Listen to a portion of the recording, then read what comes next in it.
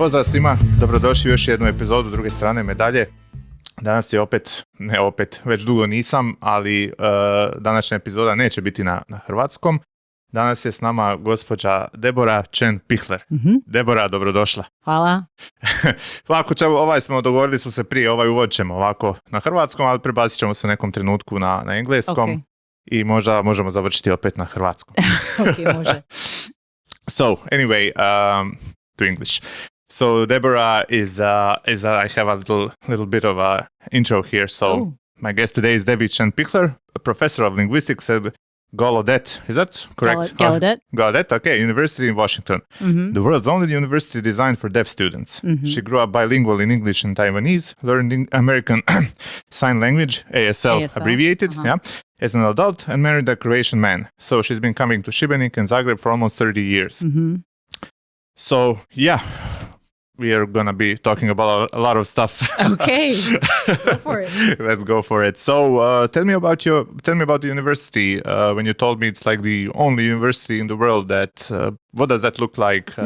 What do you teach there? How many students? How many professors?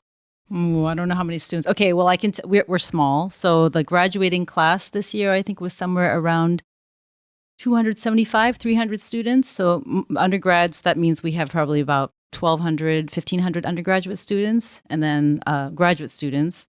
But altogether, we're still a very small university. I teach in the Department of Linguistics, and people say linguistics, but you're all deaf. We're deaf and we're hearing, so all of us sign. That's the one common denominator. You can't teach linguistics if you don't know how to teach it in American Sign Language.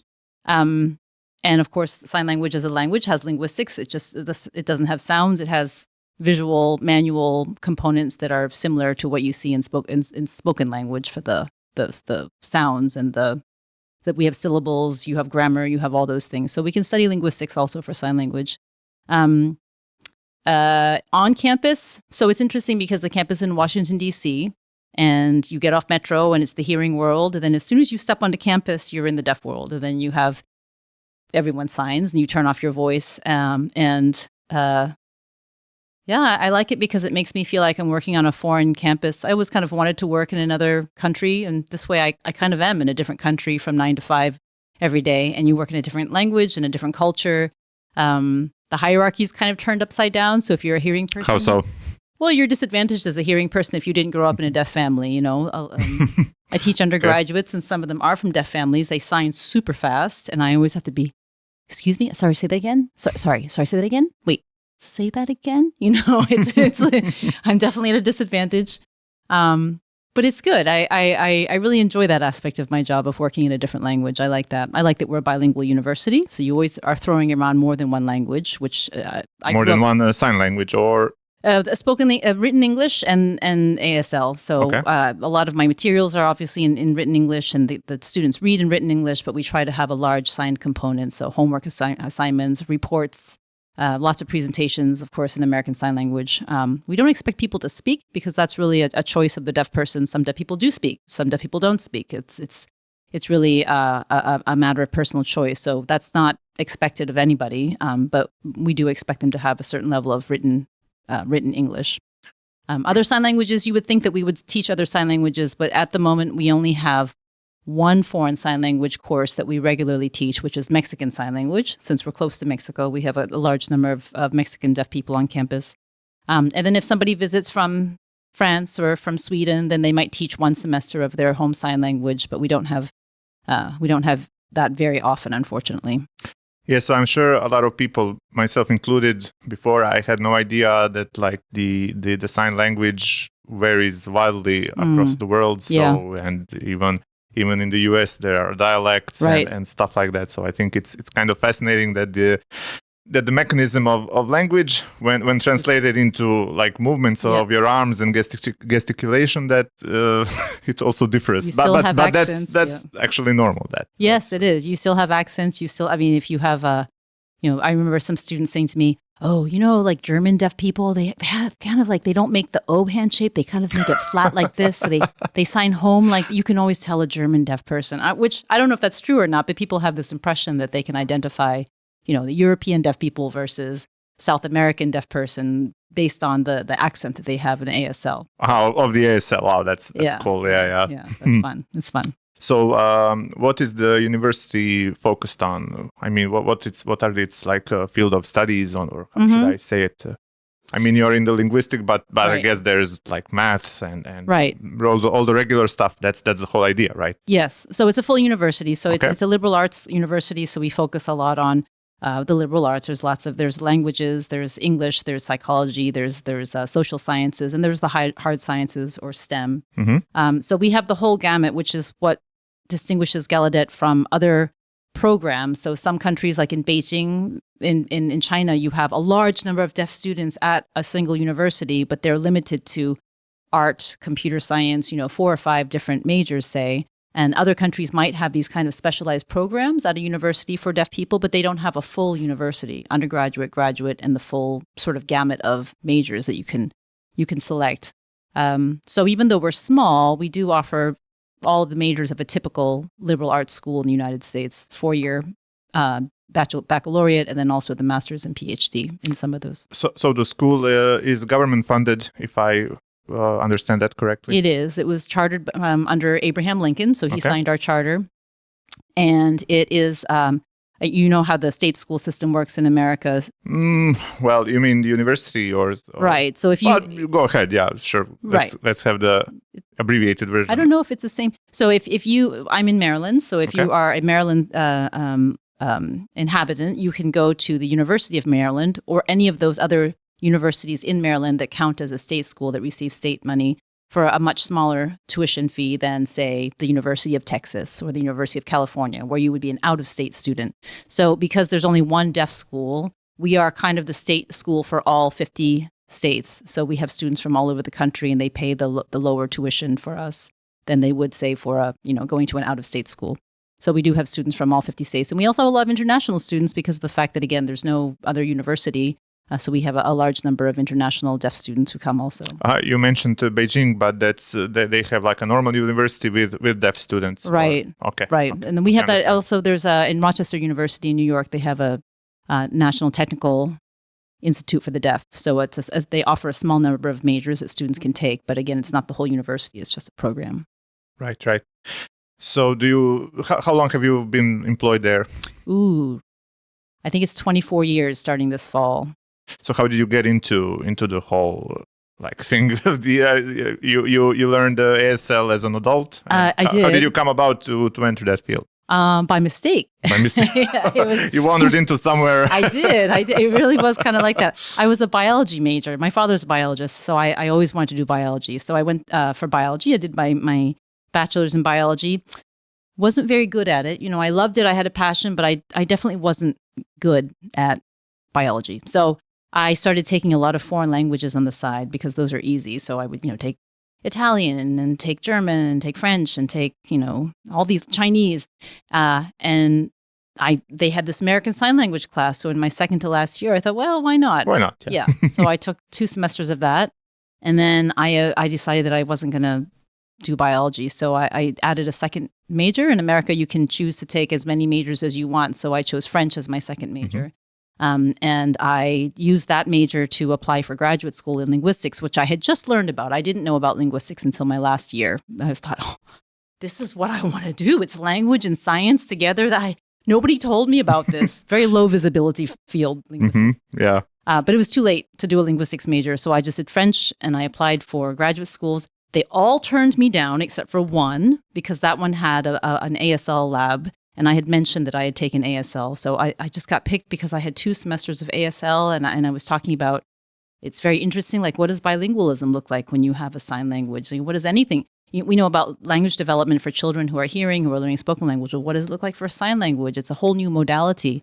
And those are the questions it turns out that everybody's asking. So that got me into graduate school for linguistics. But I didn't plan it. It really just worked out that way.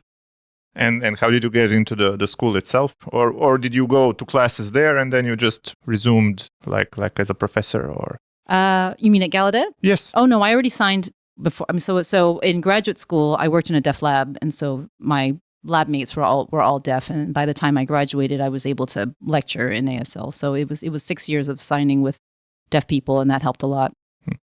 So tell me about the sign language itself. How does it evolve? Is it like somehow centrally planned, or is it like normal languages, which is basically an anarchy, and then just something pops up as the norm? And you know, it's funny when you read, I don't know, English text from the 17th century. Wow, it's pretty hard. But Croatian is also the same thing. So when I read something from the 15th century, wow, I can barely read this. It's totally different. I mean you can, but there's a lot of weird verbs and words and everything. Right. So is it something similar to that? Yeah, I really wish that I could read Croatian well enough to have that sense of how far away those older texts feel.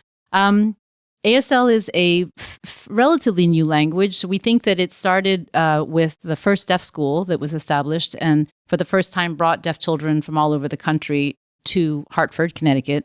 And then everybody had these little, maybe you came from a deaf family and so there was a system you were using at home.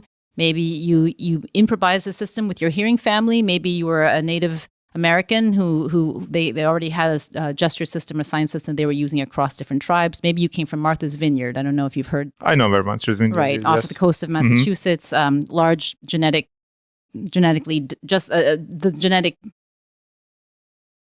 a large proportion of people who have a genetic form of deafness that just... I didn't know that.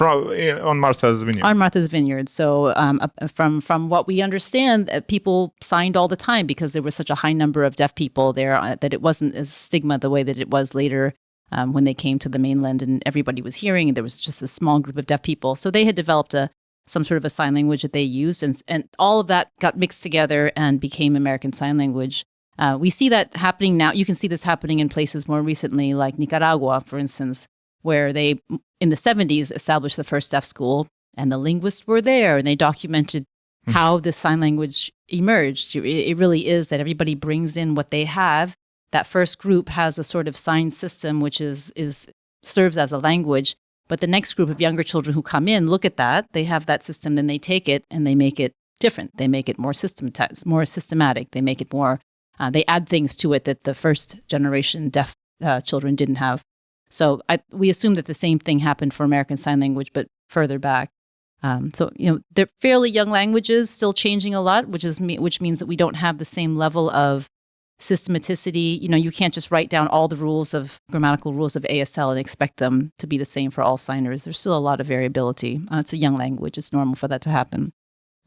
So it started relatively recently. I mean, historically speaking, right? 300 like a couple years, of centuries. Right? Yeah. 200 years. But it's we look at these older videos from the 1800s and of people signing, and it does, like you said, it looks very different. What do you mean videos from the 1800s? Yeah, so there are some old videos from, I guess, the late the early 1900s. Would there be videos already in the early 1900s? I have to think about when George. Oh yeah, I think yes, there were. But it's like the beginning of the 20th century. Yeah. Sure. Yeah. 1900 something, yeah. It's embarrassing that I don't know the dates, but so there, George Veditz is... It's not like you're a professor. No, I know, that we leave that to the deaf studies people. There's a whole deaf studies department that does the deaf history.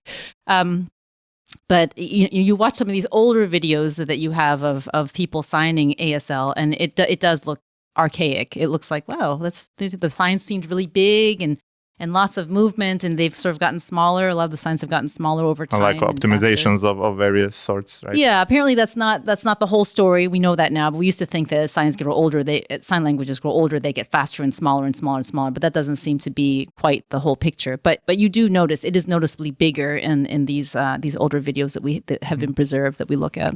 So can you try to explain to the audience? Okay, so how exactly does the sign language work? I mean, do you spell with your hands, or do you have like common words? I mean, can you walk us through it? How does it actually work? Okay, so you have in the lexicon, the vocabulary, you've got normal words like we have signs for blue and green and red. And then those are just signs, and some of them can be very arbitrary, but a lot of them are they look like the thing they represent. They're iconic, right? So house looks like house, and car looks like you're driving a car. And then there's other signs that don't look like what they mean. So this is a sign for meaning, and it doesn't look like anything that looks like meaning. And then you also have other types of signs that look to people who don't sign like gestures. So you can You can have a person who's sitting comfortably in their chair or a person who's sleeping, and it just looks like you're acting out that sign. But that's sort of incorporated into the language. It is part of the language. We do fingerspell, so that's a point that is maybe Americans use their fingers to spell words out, like your name, Deborah. Country names, if people aren't familiar with the sign for Croatia, then you have to fingerspell it first, and then also countries have each has their own sign. They do. American Sign Language had signs for those countries, but a lot of them are not. The trend now is to replace the native signs, our ASL signs, with the signs from that country. So Croatia does still get signs sometimes like this. It's really this, so your hand doesn't twist, but we don't have that type of sign in ASL, so we modify it to fit our phonology, right? It's the same way that in Croatian, when you borrow a word from English, you change the pronunciation so it fits the Croatian pronunciation. Right.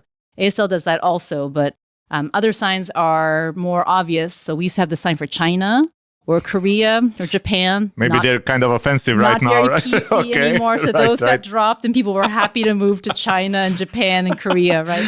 Yes, it is a little bit. I mean, or we used to sign Germany like this, and some people say, "Oh, that's so offensive to Germans. It's the eagle," Although the Germans sign Germany this way, so I don't know. We are trying to switch out our country names for the sign language from that country, their own name. That's a trend that's been going on for maybe the last 30 years. So you fingerspell a lot of things, and for some reason we don't have a lot of native signs for fruits and vegetables. So a lot of our fruits and vegetables are signed, which is odd because most sign languages do have signs for that. If you travel as an American, people always say, "Oh, please don't fingerspell. You Americans fingerspell so much. It's so hard to understand," because other sign languages don't tend to fingerspell as heavily as we do. So how do they handle when you want to say Zagreb or something? I mean, Šibenik or whatever. Yeah. So Croatia, you have it. For instance, Croatia. Let's say you have a finger spelling alphabet. You have two, actually. There's a two-handed version that older deaf people use and a one-handed version that looks more like looks like ASL that younger people use.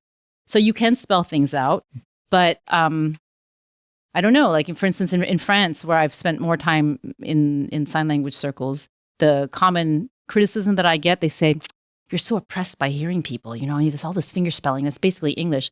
I said, "Well, what do you do if you want to sign like Oreo cookie? We would sign Oreo cookie, Oreo cookie." They're like, "Well, you would say." I'm like, "Well, that looks more like spoken language to me, just mouthing Oreo while you sign cookie." So I think each country, though, just has their way of getting that information across. It is true that fingerspelling requires you to know how to spell the words. So if your literacy isn't great in a country for deaf people because they don't have options to go to school or they don't have the same educational opportunities, that's a reason why people might not like fingerspelling. It just feels like you have to be able to read very fast. But it is something that is part of ASL, and the better you sign, the really good signers can fingerspell really well, and the people who aren't good signers, like I am a terrible fingerspeller. I just can't fingerspell very well. I can't read it very well. It's always hard for me. So it's a hard part of the language to learn, which. What kind of advice would you give to parents that find out that their children are deaf or very, very severely impaired, and how should they? I think it's probably best to act when they're young. I mean, not necessarily curing the deafness if possible, but right away go to sign language. And I assume so. Well, what would you advise people? I would advise them to. Ideally, every deaf child would have exposure to sign language from birth, from early on, so that you can learn a spoken language, but it's not accessible to a deaf child. So it's a nice idea to give them a sign language which is accessible to them. They can visually access that language. And your brain doesn't really care whether you're learning a sign language or a spoken language. So, that first year of life, you're building a lot of the linguistic foundation, and babies are amazing pattern finders. So their brain is looking for patterns in the input, looking for all kinds of phonological patterns, sound patterns, or syntax patterns, just anything that looks like there is a pattern going on. They learn that. And if you can give them those patterns in a visual way, then they sort of build that foundation, and that foundation can then bring them to other languages. So they can learn spoken language, which is more challenging. A lot of times you can get a cochlear implant, but you can't get one when you're born. You have to wait a while before you're old enough, right? So that whole time, the brain is just waiting. So how could parents teach the child if they don't know the sign language? Because I mean, the whole idea of like children that can hear, they hear from mom and dad, and everyone's speaking, and I think this makes it on a whole other level difficult. So how do they overcome that? Yeah, no, that's the sticking point.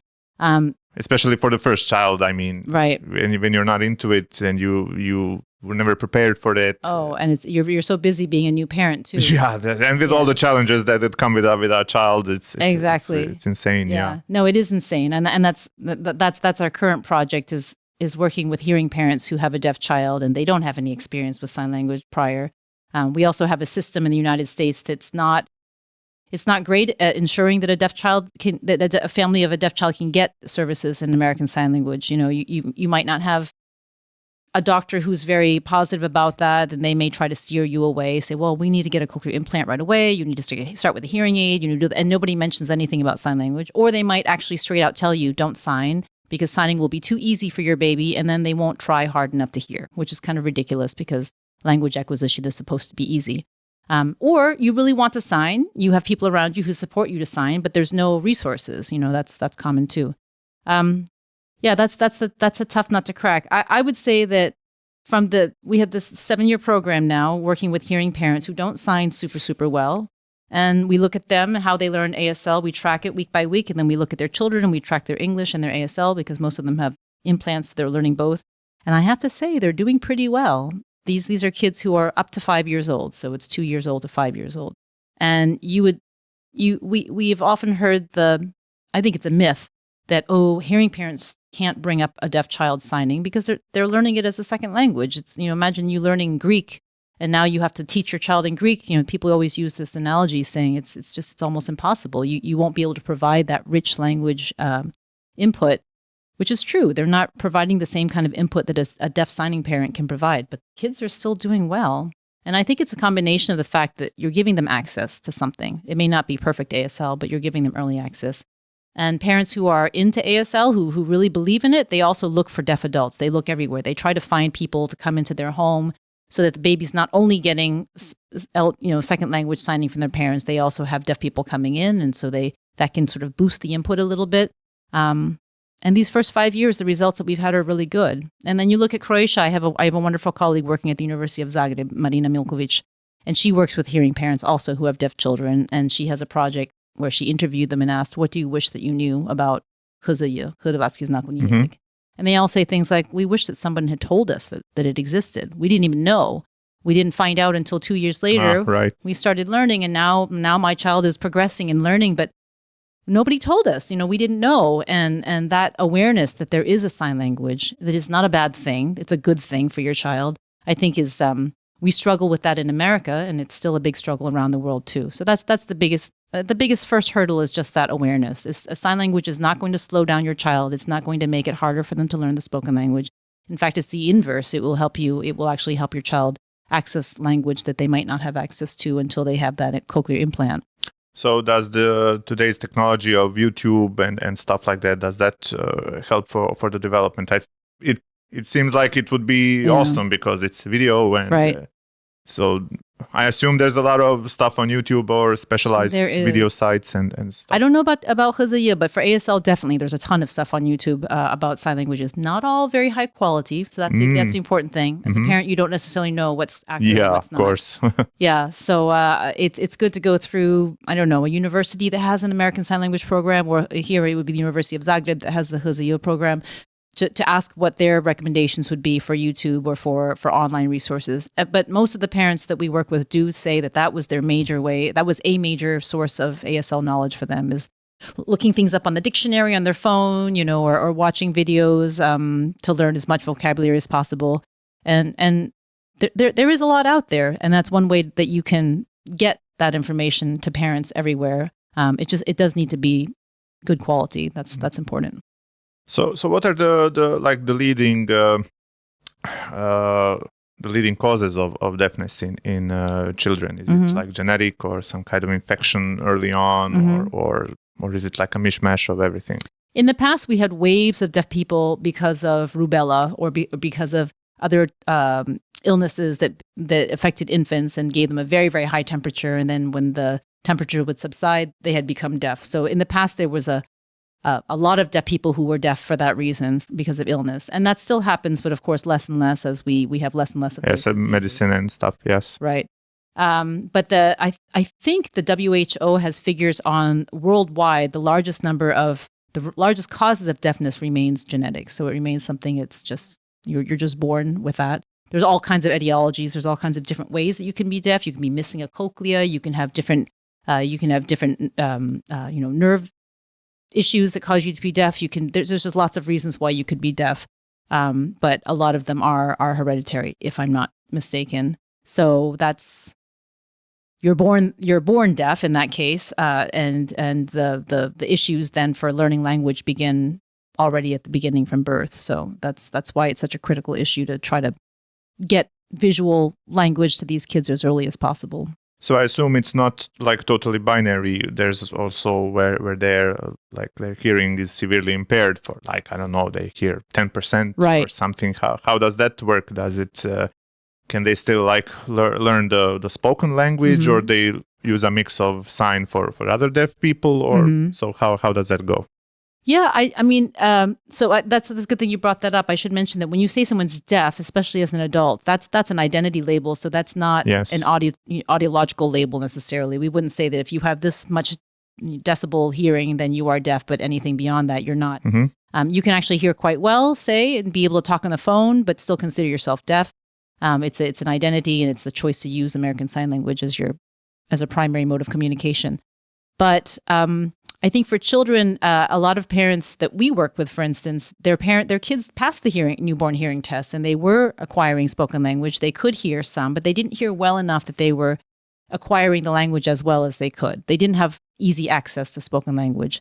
And some kids, a hearing aid will do the trick. You get a hearing aid, you don't have to have any invasive surgery, and that gets them on the road to spoken language, which is great. You can't always have the hearing aid on though, so sometimes you have to take it off, or there's some emergency you can't wear it, and for those times it's still always nice to have a sign language. So we still encourage parents of hard of hearing children to still learn the sign language, because you'll need it at some point, and it's nice to have that in the family. But it is tricky. I mean, a lot of families say that they have older children, so the deaf child is not their first child. They have experience, but the older children say, "Oh, I want you to use your voice. Don't just sign, use your voice." So the parents are then trying to voice in English and sign at the same time. And that gets difficult when it's okay with one word, 2 words, but when you have a sentence, it's like trying to use 2 languages with 2 different grammars at the same time. You can physically do it, but it's very hard to be signing the subject as you are speaking the verb, or vice versa. That's right. Yeah, it's mental gymnastics that not many people can do well. So we encourage parents to just turn your voice off and sign. If you can voice also, but sometimes every once in a while it's good to have like a plan during the day, maybe that during bath time when the child can't wear their cochlear implants, or bedtime when they've taken off the cochlear implants, to just focus on signing without speaking, to have a little bit more opportunity to practice the ASL grammar. But it is a lot to ask of hearing parents. It's a lot. Right. We recognize that. So is lip reading even a thing? It's a thing. Sure, it's a thing. I mean, you get a lot of information off the face. Even hearing babies focus on the face for the first. I mean, I'm looking at your lips right now. I was thinking about the question. I mean, how it looks crazy, but right. maybe with some residual hearing, maybe. So you like piece it together, and I think if you have enough hearing, you can. I mean, the numbers that we always see, that we teach in our classes, that you can see about 40% of English on the lips, because you can't see where the tongue is. You can't see if something is voiced or not voiced, but you can see that the rounding of the lips. You can see some movement inside the mouth a little bit, but 40% is less than half, right? So if you're only depending on the visual cues of lip reading, it's not going to get you very far. So that is an issue with telling a child, well, we don't need to sign because you can hear a little bit and you can lip read. Okay, but then if it gets a little bit noisy, then you can't, now all of a sudden you can't depend on the residual hearing that you had, and the lip reading at 40% is not enough to get you to understand. You've tried, right? Turning down the TV. And you look and you see how much you can guess. Or you watch someone from afar, you don't hear them, so not much. Yeah, totally unknowable. Right. I mean, I'm sure there are I'm sure my deaf students, for instance, are better at lip reading than the average hearing person, but it's just not enough to get you to full communication. So it's by itself, it's not a great strategy. Right. So when I was researching a bit, would you like to talk about the Milan 1880 you did incident? Your homework. Oh, good. Yes. I mean, I read about it. So it says here. So the Congress in Milan declared that the oral method was superior and effectively banned sign language from deaf schools. Only the UK and the American delegations were totally opposed to that, which is good. So it took 130 years until Vancouver 2010 for them to actually, officially apologize. Yes. So what was that about? Yeah, no, that was very influential. That changed deaf education all over. My understanding is that in Croatia there was a deaf educated elite before then that were using sign language, and they were highly educated. They were able to go to school and sign, and so things worked out. And then after 1880, all that switched over to oralism. Really? Mm-hmm. Yeah, and so now we're stuck in a situation where really it's very difficult. So it did some damage. It did a ton of damage. It did a ton of lasting damage. 1880 until now. Yeah. So it was a big enough deal that conference came back around to Italy for the first time since 1880. Was it it was over 100 years, right? And it came back to Italy again last year. So last year was that same conference. Mm-hmm. It was in Rome, and it was this time they were trying to make amends for all those more than 100 years of oralism that hurt so many deaf children. So they scheduled a conference that was very, very heavy on the sign language content to sort of apologize for what had happened all those years. And it was very moving, actually, because that's where this whole movement started, is in Italy, and they were trying to say this is where it ends. We recognize now that just saying that all children need to be oral is such a wrong-minded way to go about deaf education, because it doesn't take into account the children who really aren't hearing enough to learn the spoken language. I went. They asked me to speak about the hearing families and the research that we have, because that's still a big myth. I think that if you're hearing, you can't learn a sign language well enough to support your child in a sign language, but they do. Our parents are doing that. It's been an about face, a 180-degree turn in terms of accepting that sign language actually is the best way of raising a child. Oralism works for some kids. I mean, some kids really, they take off and it's great, and they learn to speak, and they function very well in the hearing world. But a hearing aid or a cochlear implant, it's exhausting to use that all day. So in our previous project, we worked with a lot of kids who had cochlear implants, and they were constantly taking them off. We say, so why do you take off your your cochlear implant? Maybe it's uncomfortable or something. It's just, you have to work really hard. You still have to work hard to understand spoken language. And you can hear, but you still have to focus a lot. And people get kind of exhausted after a long day of doing that all day. And you can hear the background noise and things. One 7-year-old said to me, "It's just quieter when I take it off. It's I nicer. Like all the noise. Yeah, it's nicer." So you mentioned is a deaf child or person that has never heard. Is it even possible for them to learn like the spoken? Can they train their? I mean, they have the voice cords and everything. Right. Assuming everything is okay. Right. Can they even learn to speak?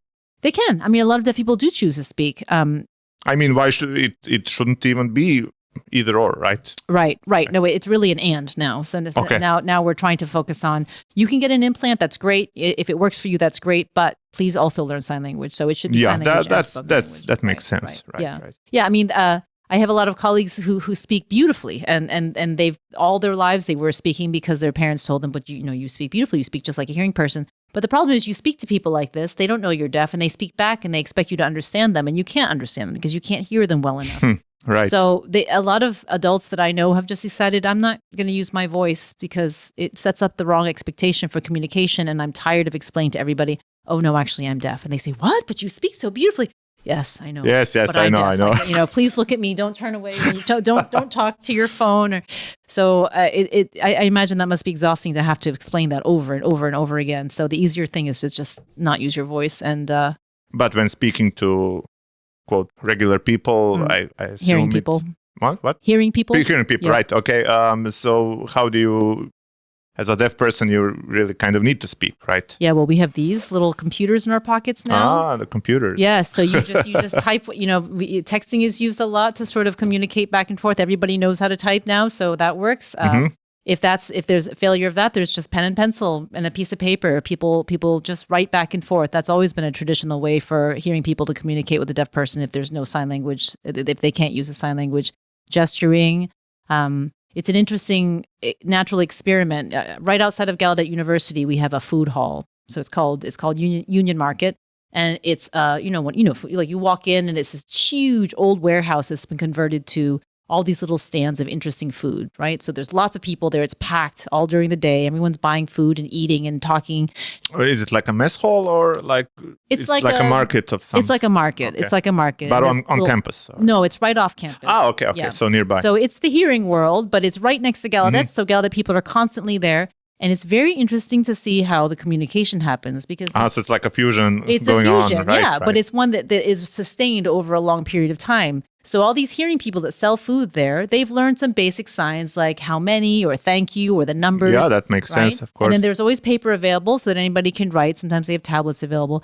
And it's doable. You don't necessarily have to sign really well to be able to take an order from a deaf person for a sandwich, right? And so there's different. If we sort of like broaden how we expect communication to look like and say, well, it may not be super, super fast and super efficient, but it gets the work done, then you can have very successful communication even with that language barrier. So definitely the phones help a lot and pencil and pen. Sure. And then basic gestures. So what's like the approximate number of deaf people, like the percentage in a population? Is it substantial, or is it like total minority? How does that go? I read someplace that it's about 1 in 1,000 births right now. So so it's a small but not minuscule percentage once you have a country as big as the United States. Yes, it adds up, right? Right, but I mean, how many people are going to use a sign language? We still don't know how many signers there are. We're guessing maybe 2% of the American population, according to the latest estimates that we have. That's quite a lot. Actually. Yeah, it's more than... If it's 1.1% and 2%, Well, 2% of the signing population, because you have a lot of hearing people who are signing now. So maybe you're a hearing child from a deaf parent, so that's one reason. Maybe you're a hearing sibling of a deaf child, or you're a hearing parent of a deaf child, right? Or an aunt, or yeah. So there's a lot of hearing people, right? Right, and then ASL is just really popular as a language. It has displaced German now, and as one of the most commonly taught languages in the high school and the college systems in America. So you have a lot of people who just like to sign, want to sign, and learn sign language in school. So 2%, about 2%. I think that was from. That blows my mind. I never would have thought that. I mean, it sounds a lot, but I guess it's for not a country even like that America, much. it's But big. yeah. So do you know how many other signing languages do you know? Like, I'm so sad. Apart from ASL. I would love, I have a hard time learning other sign languages. Spoken languages are not so difficult, but the sign languages are really difficult for me. I've tried really hard. I've taken 2 classes in Japanese Sign Language, so that's probably the one that I'm most comfortable with is Japanese Sign Language, because it doesn't look like ASL. I tried French Sign Language, there's too many words that look similar to our sign language, and then I just I can't separate them. And Croatian Sign Language is the same thing. The French missionaries set up deaf schools all over Europe and all over South America. So they left some influence from the French Sign Language. So these sign languages are genetically related. So you can see that they have a resemblance. They're not the same language. They're not mutually intelligible, but you can sort of pick out things that are similar. And those seem to trip me up more. Japanese Sign Language, on the other hand, is typologically very, very different, and that was enough to make it easier to learn. I'm not very good at it.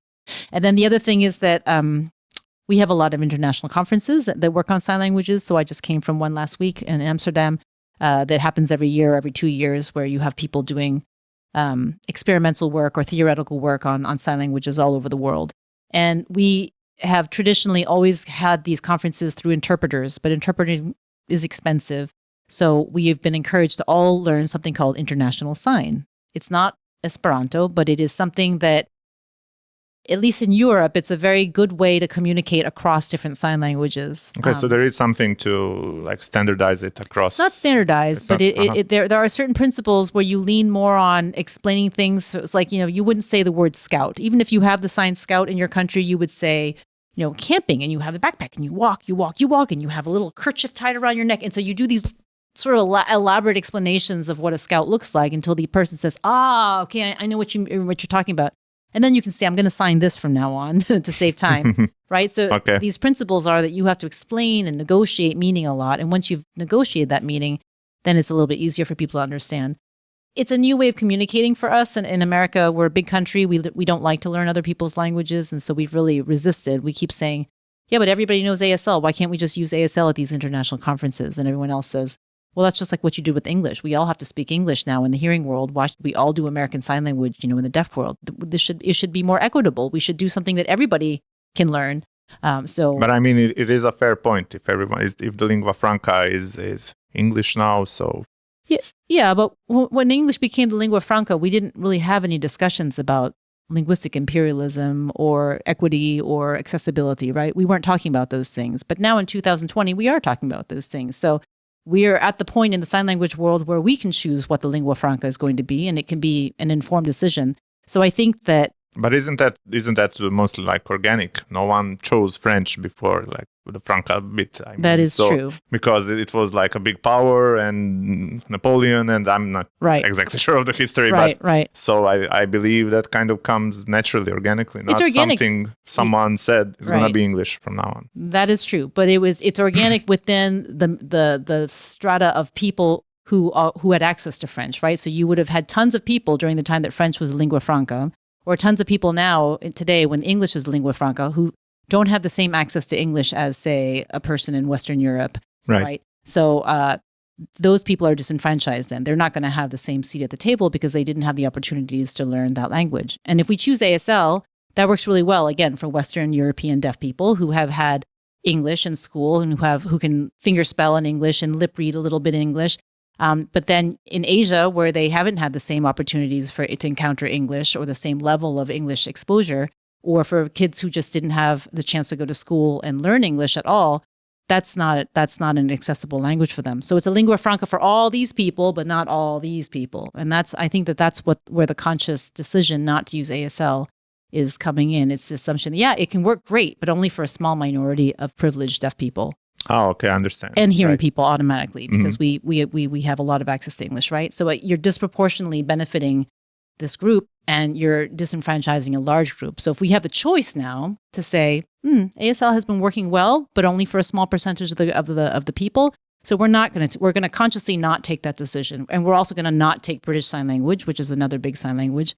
Of course, it's different, right? It's totally different. I don't understand British Sign Language at all. I'd be disappointed if you said, no. Of course, it's completely different. There's a country where I lip read. I look at the interpreters and I look at their lips like, oh, that's what she's saying. Okay. I don't. The sign language is very different. So international sign is it seems like a more fair option for everybody. So that's where we're headed. So, but how good is it? Is it how widespread is it? I mean, is there any hope of it actually being the lingua franca, or is it just like Esperanto nowhere? Pretty much. Oh, I don't know. My father-in-law learned Esperanto, so I actually know one Esperanto speaker. Yes. I used to think that it wouldn't work because you don't have a fixed vocabulary. Like I said, you negotiate a lot of this meeting. So it's like you and I would set up an agreed vocabulary. And then as soon as I leave you, that sort of system would collapse. And then I would have to build it again with the next person, negotiate all over again. And people pointed out the fact that, you as a Croatian person, if you were to use international sign, you can borrow a lot of signs from American Sign Language and it looks great. People say, yeah, that's international. But me as an American, if I try to insert all these signs from ASL, people say, no. You Americans are doing that all the time. You just use your own sign language. That's not fair. So we do feel a certain pressure as Americans to avoid the signs that look like American Sign Language, to avoid the perception that we are just using our own sign language and cheating, right? So there's all these problems. And I used to think because of those problems, it wasn't a viable option. Like it's not a real language. Nobody learns IS from birth like a natural language, right? But I have to say the last 3 or 4 years of conferencing that I've gone to, most of which is here in Western Europe, it works remarkably well. it is becoming more standardized in the interpreting field. So the interpreters who come and are international sign interpreters, they kind of, they have a certain training that they follow. They are being more systematic about it, and it seems to work. And now it's just like the rest of us now that have to pick it up and have to learn how to give our talks in IS instead of our native sign language. And we're working on it. I've committed to giving as many of my talks as I can in IS and not in American Sign Language. Was it difficult to learn, or did you learn it from way back? I was glued to YouTube, just watching as many videos because they're all different, Mm-hmm. And then some of the IS interpreters are very friendly, and they'll say, just okay, what signs do you want to know? Tell me. I'll help you explain. And so I learned a lot from the interpreters. And then if you hang out with deaf people and you go out to dinner, then everybody's just signing in international signs, so that helps a lot too. I think we have the typical American attitude of, but everybody can already speak our language. Why do we need to learn one? And I was guilty of that as well. But I like it. I feel like I feel good signing international sign. I feel less imperialistic. Good. I think it's the way of the future. I'm a believer. I really am. Yeah, but it makes sense to standardize that kind of thing. I don't know. Right. But not as ASL, right? It's something else. Okay. Yeah. Can you tell me about the implants, the cochlear, and are there any other kind of implants, and how does it even work, and what does it do? I know that the technology, I remember it from the 70s, 80s, there was always something people that were hard of hearing that would use. So I assume that technology has gotten better. They're smaller, more comfortable. So can you talk about the devices and the technology behind them? So I don't know a lot about the technology. Like I said, I'm on the linguistic side and not on the audiology side. But you'll know something, of course. Right. My limited understanding is that the cochlear implants that we have, and you're right, the technology is changing all the time, so it gets better and better. You have the implant itself is in the cochlea. So it used to be that whatever cilia, the little hairs that sort of conduct the sound waves into the auditory nerve, that if you're born without them, say, or you're born with too few of them, or whatever it is, that this implant is inserted into the cochlea, and it sends out the electric signals that mimic that same effect, right? So when you hear through a cochlear implant, speech doesn't sound like speech sounds to us, but you train your brain to understand speech. And in the beginning, it may not be very intelligible, but with training, with calibration, then you can start to understand what speech sounds like. Music doesn't sound like it sounds to the natural ear, but you can recognize that as music, and people enjoy music. It does have a battery, so the part that you see people putting on the outside that with a magnet, that part is external, but it attaches to the head and it works with the part that's internal. The internal part has a battery, so it used to again be that you had to replace the battery every so often, or maybe there would be a part that failed and you had to. So there was always the risk that you would have to have multiple surgeries to maintain that cochlear implant. My understanding, and again, I am so so there is surgery involved. Oh yes, no, it's a very invasive surgery, and in the past, whatever residual hearing you had, you would lose when you had a cochlear implant, because by implanting it, you would destroy whatever residual hearing was there. So it could even be risky. So you had to make a choice, right? Parents had to make a choice. Are we going to go with the hearing that this child has and maybe learn sign language and work with that? Or are we going to hope that the cochlear implant will work very well, but sacrifice whatever residual hearing they have? So children would get one implant, say, and try to see how that worked out before they got the second one. It was not unusual to be staggered like that, just to make sure. Nowadays, I just spoke to somebody last month when I went to a conference that had a lot of cochlear implant users, and they said that you don't have to necessarily destroy all the residual hearing anymore. I'm not sure if those devices are available in all countries, though, because they are still quite expensive. And I don't know what the battery life is on them, but it seems like obviously it's longer and longer. But you also have stories of people getting explanted, where the machinery that they have is old enough that you can't get replacement parts anymore. You have to get a new one. So that's going to be another surgery that's quite serious. And sometimes it just doesn't work. It doesn't work, and you have it, but it's not really functional. At Gallaudet, we have a lot of people with cochlear implants. The university has invested in bringing in children with cochlear implants who decided for some reason at 18 that, you know what, I want to go to that deaf university. So they come, they don't know sign language, and the university invests a lot of money into giving them interpreters and teaching them intensive American Sign Language, trying to get them up to speed. And they come in, they use the cochlear implants in the beginning, and then by the end of the semester, nobody's got their implants on anymore because why would you have your implant? Nobody's using their voice. And some of them become very, very good signers by the end of their 4 years. It's really amazing to watch, actually. I always wonder what the parents think. The parents obviously didn't teach them to sign. They probably thought that they were just going to head into the hearing world and be hearing people. Then all of a sudden they turn to Gallaudet and become this deaf signer. But you see a lot of people make that decision at 18. You're an adult, you decide which world you want to be part of, and a lot of them do gravitate towards sign language and our university. But again, does it have to be binary? No, I mean, I think there's a lot of people that put it on when they're off campus and you're dealing with hearing people. It's just easier. But yeah, of course. But, on campus, I'm always surprised. Like, oh, you have a cochlear. I meet people all the time who I didn't know had an implant because we don't speak. I mean, you don't voice, and so you have no idea that they even have it. Right, yeah, right. You're not aware. So there's the cochlear. Are there any other kinds of devices that? Yeah, there's one called the BAHA, the bone amplified bone. It goes through conduction through bone. That one, I always see kids who have that. They have this band on. I assume to sort of hold it just so they don't pull it off. But I know a lot less about that. We only have one child in our project who has that type of hearing amplification. And then there's high powered. Or is it similar like the headphones that some swimmers use? And I assume it's something like that. So it sends vibrations to the bone, and you can hear something like that. Right. So you don't have it in the ear. Yes, right? Yes. And then high powered hearing aids exist now too. So you may not even need to have a cochlear implant. You could have a very, very high powered hearing aid. Also, it's like a microphone. Yeah, that's inside. I mean, it's a traditional hearing aid type of thing. So those are the technologies that I'm aware of. But again, I'm sure there's a lot more detail that I am not aware of, and we don't work with that side of things. We just work with the language development once you have that implant, how your English development happens. Is there anything on the horizon on the technology side that could maybe some like novel surgeries or something that can restore hearing to people, even adults that have been not hearing from birth? And is there any progress there?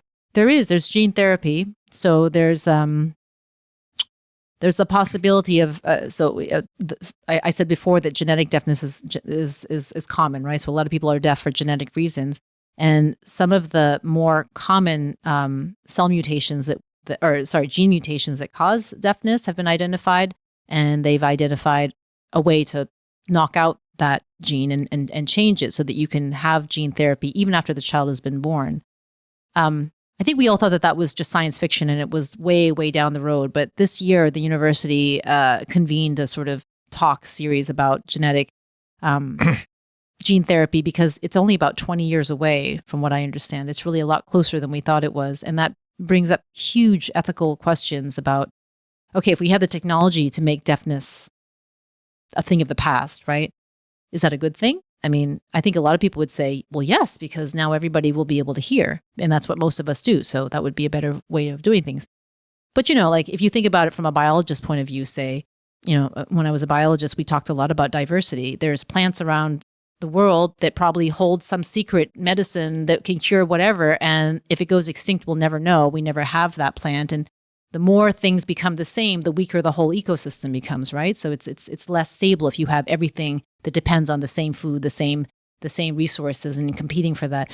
And humans are the same way. So if you have less linguistic diversity, if you have less diversity of types of people, period, the ways of thinking, deaf ways of thinking versus hearing ways of thinking versus sighted ways of thinking, blind ways of thinking. If you have everybody just being homogenous, that's a certain poverty of it's. I think it's a poorer version than what humans can be.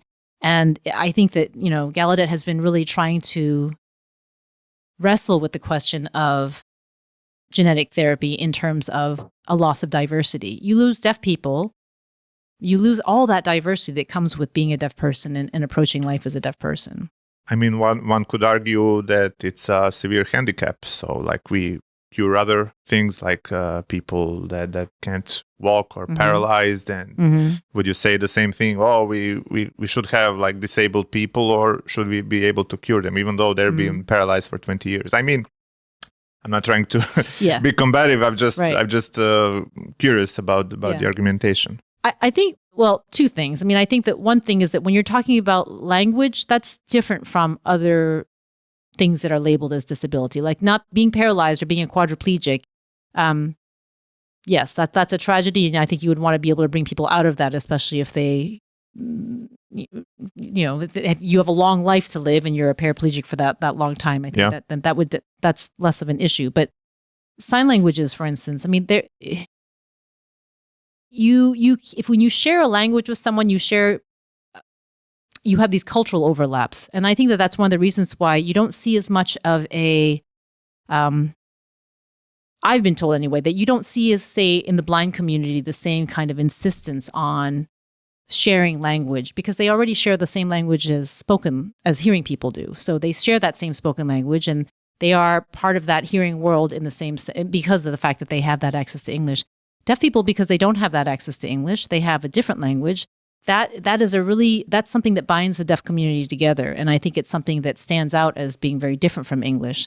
So if you quote unquote cure deafness, you lose that linguistic aspect and you lose all the cultural aspects that are tied to that. So that to me I don't really think that deaf people feel disabled. If you're in a place where there is access to language, you're not disabled. You're disabled when you're in a place where there's obstacles to you accessing language because nobody else is using a language that's accessible to you, right? So the example that we gave a minute ago about going off of our campus across the road into the food court there where most people are hearing, it's not an access issue if you have pen and paper available or you have your phone available and you can order your food. You can order your food exactly like the hearing person behind you is going to order their food. So that's not as a disability. A disability is when you come up against a system where you need an interpreter but you can't get one. You need sign language to learn sign language, but you can't access it. Or you need those are things that really make you feel like you have a handicap or make you feel like you're disabled. But isn't it also true that hearing isn't only about language and culture, it's also about the environment? I mean, it's nice to hear if a car is behind you or something, I don't know. So it's also, it has a lot to do with certain dangers and stuff like that. So it's not just speech. Yeah, but I mean, like steps are easier to build than slopes, and so we used to have steps everywhere. But it was a real drag for people in wheelchairs or people who don't have who aren't ambulatory, who aren't walking. And so then we decided to put in the effort to put in and ramps everywhere, and it was extra to build these in and to retrofit things. But then all of a sudden, it wasn't just good for the people who were in wheelchairs. It was great for parents who were pushing their kolitsa for their kids. It was great for people pulling their little caddy. So it turns out that these things are more universally useful than just for people that are have like some kind of either disability or have a hard time walking. So it's easier that it's not a big step. Easier than a step, right? Or little kids, it's easier to go up than right. So it turns out that a lot of people who are pushing like carts of delivering goods or something. It's the benefits expand way beyond just the one disabled group that was maybe originally intended for this. And so those same kinds of principles of universal design, I mean, I'm sure there's many, many more that we can apply that haven't been applied yet that would make the world safer for a deaf person who's not hearing. I can tell you one that I learned about recently that I thought was really cool. There's this idea of deaf space, right? So how do you design a space that is friendly to a deaf person? Okay. And the building that I work in happens to be one of the first buildings that was, well, no, that's not true. Gallaudet buildings have always been built with this thought of deaf space. It just wasn't called that a long time ago. But in our building, which is relatively new, it opened in 2009, let's say that, you're walking with a deaf person and they're chatting in sign language. And so you're looking at each other, right? You're not really looking around you. But you need to know when you're going to turn, when the building ends and you're going to turn. So you're walking along the building and we have columns on the building that are all one color. And then at the end of the building, it changes to a different color. So here I am talking with you and walking, and out of my peripheral vision, I see the change in color. I know this is where I turn. Oh, okay. That's interesting. Yeah. So if you design things on purpose in a way that feeds that information to a person who is using a visual language, then you have this, you have easier, all of a sudden it's easier to walk around campus when you're looking not where you're going, but you're looking at the person that you're talking with. And those things could be good for other people as well. I mean, deaf people aren't the only people with peripheral vision. So hearing people also can take advantage of that. Of course, yeah. Right. And there's a lot of these things, this idea of deaf space, of designing spaces that don't throw up obstacles for deaf people, having more curved walls instead of sharp walls like this, or having open spaces with glass where you can see through. there's a lot of things that where that benefits more than just the deaf people. And I think that, if you bring those principles out into the hearing world, then maybe it's not such a dangerous place for a deaf person to be living. Or, can cars have lights on them maybe that would beep instead of just the sound of the engine, which, by the way, I don't even hear the sounds of engines anymore because there's so many electrical vehicles on the road. Well, maybe in the US here it's really? mostly. Yes, I can't tell you how many times I've been walking down my own road and you turn around and there's a car that's 3 feet behind you and patiently been tailing you the whole way up the driveway because I don't hear them. They're silent. So yes, have you noticed how the electric cars that they're sort of futuristic? They have this sound, which I understand something from the Jetsons or something. It's so Somebody weird. said that's the sound that we want. If you have to add a sound to let people know there's a car coming, we want it from the Jetsons. Yes, that's true. That's true. So, what about people that are adults and through an accident or illness lose their hearing? How does that work? So, are there people like that at the university or in the hard of hearing space? I mean, so how do they integrate? Have you had any experiences with people like that? How hard do they find it that something like that has befallen upon them? And so I assume they learn the sign language. So that's like a must. If they're at the university, I mean, you can have an accident, lose your hearing, and not learn sign language. There's plenty of deaf people who don't actually sign. So that's the category of late deafened adults. So you've already learned language and you're an adult, and then maybe through an accident. The president of Gallaudet, when I came to Gallaudet, King Jordan, he was a hearing person who had a motorcycle accident, became deaf in his 20s. And learned American Sign Language. So he was our first deaf president at Gallaudet. You might have heard about the protests that happened. There's a lovely movie called Deaf President Now on Apple TV. Really? A documentary that I'll have to watch it. You have to watch it. It's a good. Is Gallaudet featured in it, or? Yeah, it's the protest that we had in 88. Where another hearing president was nominated when everyone expected that there was a deaf candidate. He was qualified. It should have been the deaf candidate, but they went with the hearing one instead. And the students just completely, it was really led by the students. They shut down the university. They marched to Capitol Hill. They demanded deaf president now. We want a deaf president. This has always been hearing people who have been presiding over this university.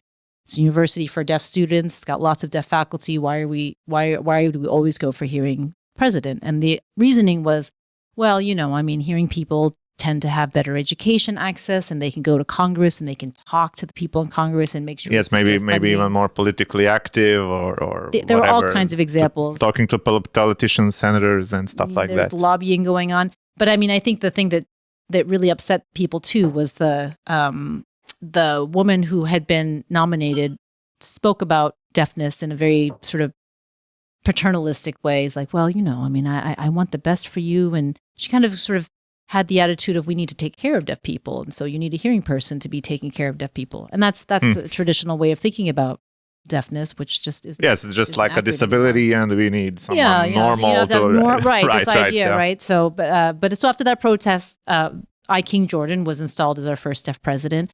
He was a late signer, which means that you could tell the way he signed that he didn't grow up signing. As we were talking about accents earlier. And I remember thinking, we also went through a period of time when we would talk and sign at the same time. That was kind of the educational norm at the time. We don't usually talk and sign anymore, but we did at that time. And he was definitely a talker. He would talk and sign at the same time, which made his grammar kind of wonky and kind of strange. So you would sit there and watch these long, say, graduation presentations where he would give a speech at graduation, and it was hard for me to understand. I assume it would be hard if you weren't hearing his voice and you were only watching his hands.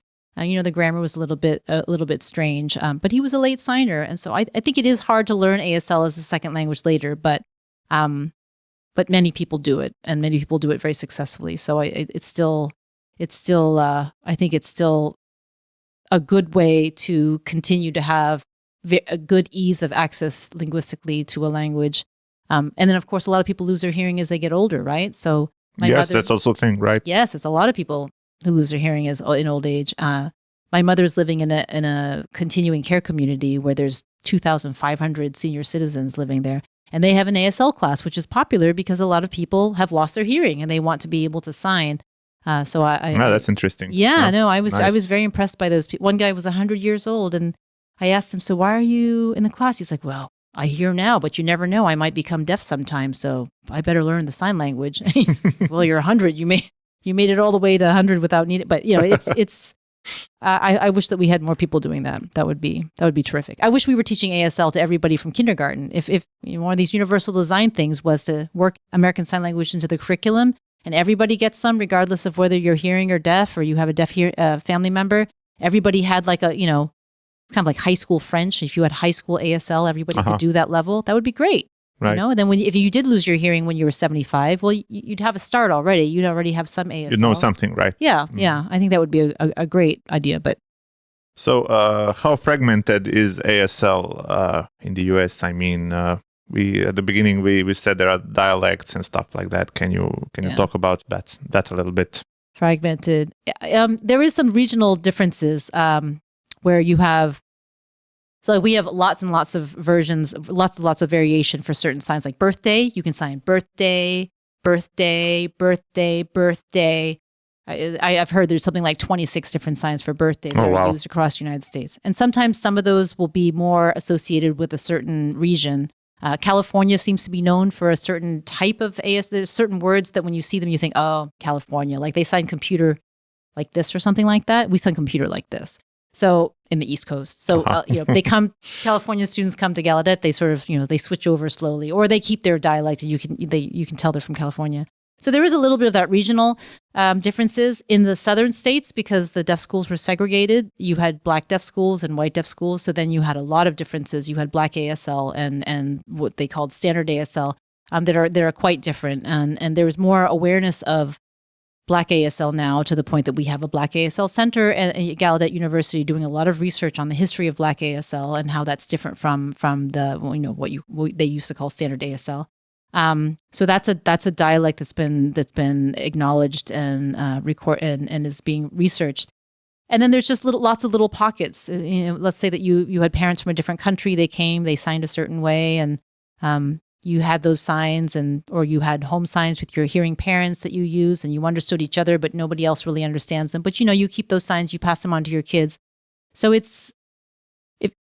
wouldn't use the word fragmented, but the variation is pretty big, both because of geographics, right. It's a huge country, right? And also, like, are you from a deaf family or are you from a hearing family? Are you from a large deaf community, or did you go to a deaf school or did you go to a hearing school? You didn't have many deaf peers. Yeah, many moving parts. Right, I would imagine. Yeah, and then that is a reason for there's a high amount of variability for sure.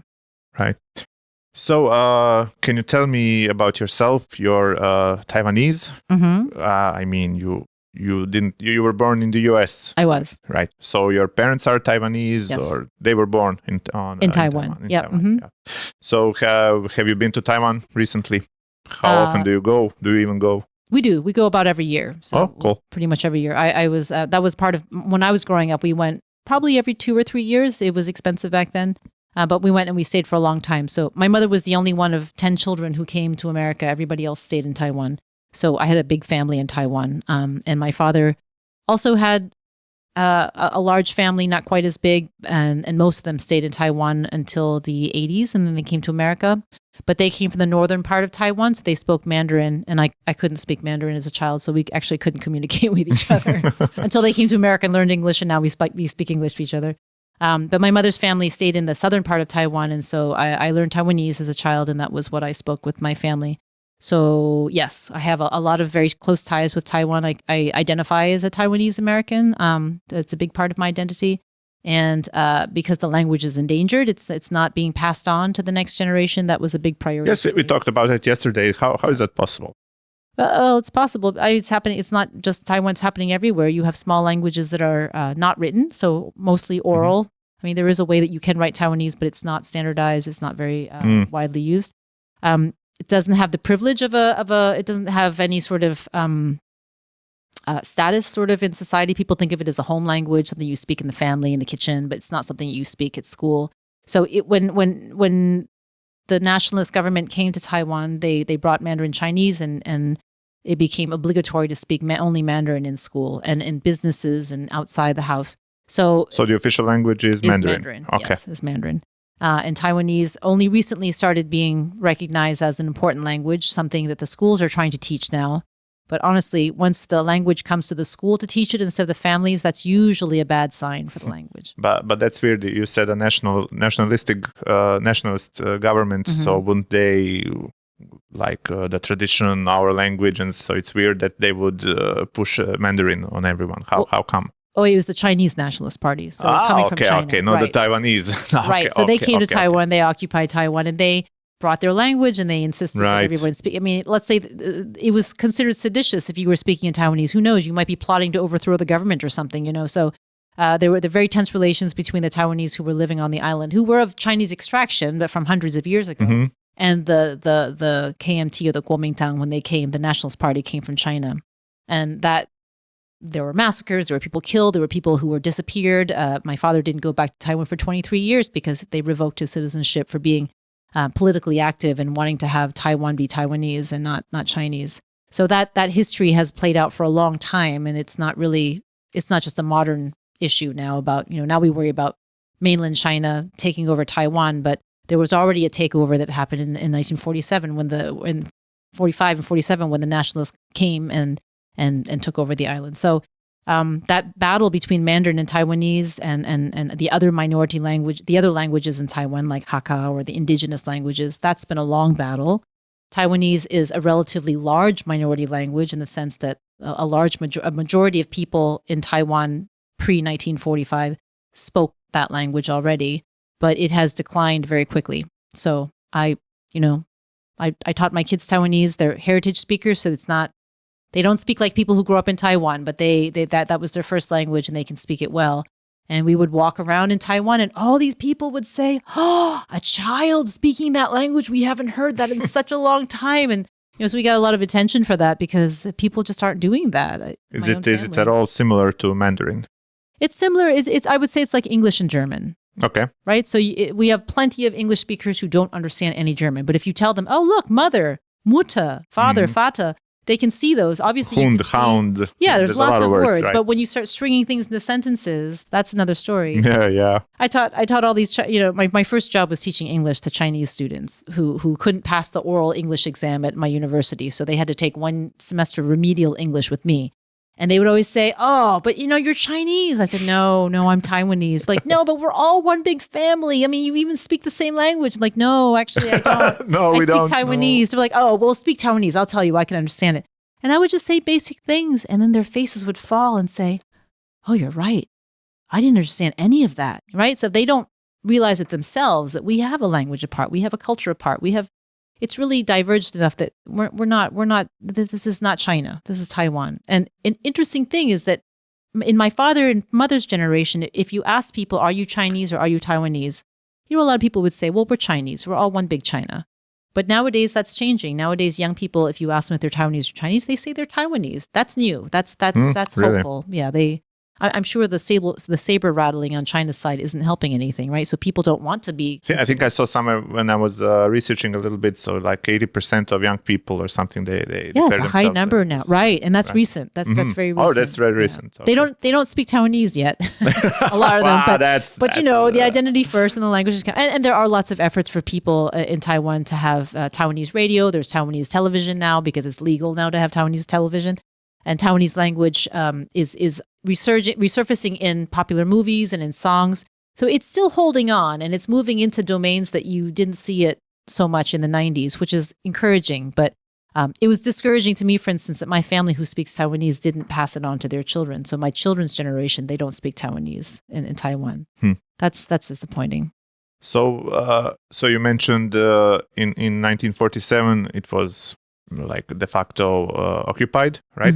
Right. And so how has life been since then? I mean, so China sort of regards Taiwan as a renegade province. Right. So how does that reconcile with I don't know, international trade, with relations with other countries and stuff? I know, for example, in the US, some basketball players or someone got into trouble saying something about Taiwan, right. And then they were They were apologizing to the Chinese overlords. That was kind of pathetic.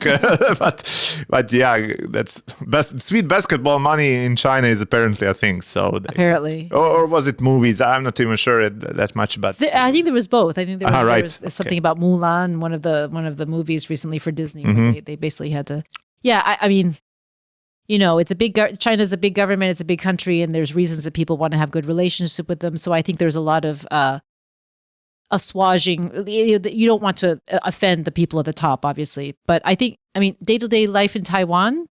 So I'm told that in the very beginning, in the late 40s and the early 50s, every time there was a new year and the President Jiang would go up and give the address, that he would always end it with, this year we celebrate the new year on Taiwan, but next year in China. So there was this idea that they were going to go back to China. So then, how come they didn't? Well, I mean, look at Taiwan and look at China, right? China's huge. I mean, I think just practically speaking, it wasn't something that was going to happen. Maybe in the early years after the war between the communists and the nationalists, that was still a hope that they nursed. But, I think gradually Taiwan just moved in its own direction, and 50 years of Japanese occupation certainly changes things too. So the mentality of the people was very different. My family talks about when they were told that the Japanese were leaving and the nationalist Chinese were coming, and there was a lot of rejoicing. Actually, people felt kinship with people on the mainland because they had come from their ancestors came from there. But it was a rude shock when the soldiers actually disembarked, and they were poor, they were peasants, they didn't have shoes, they had never seen some of the technology that existed in Taiwan, and I always had this image of my head of all these people waving little Chinese flags and then being like, oh dear. Yeah, right. Oh, what have we gotten ourselves into, right? And so those are the stories that I hear about in my family. Again, I'm from the South, and so much more sort of anti. So what's the population of Taiwan? Roughly 250. What is it in Croatia? Croatia is 5 million? No, below 4. Below 4. Oh my gosh, I'm sorry. It's 250. So 250 million? No, it would have to be 25 million, I think. Okay, yeah. So I looked it up. So Taiwan is like 2/3 of Croatia. That big, 2/3. Yes. Yeah. Okay. So it's densely populated. It's like 370 kilometers across. So I mean, it's elongated, but still, it's not so thin. Right. Yeah. But very heavily, densely populated on the west side of the island. The eastern side is very mountainous, so it's mostly the people are on the west. It's densely populated for sure. Right. Yeah.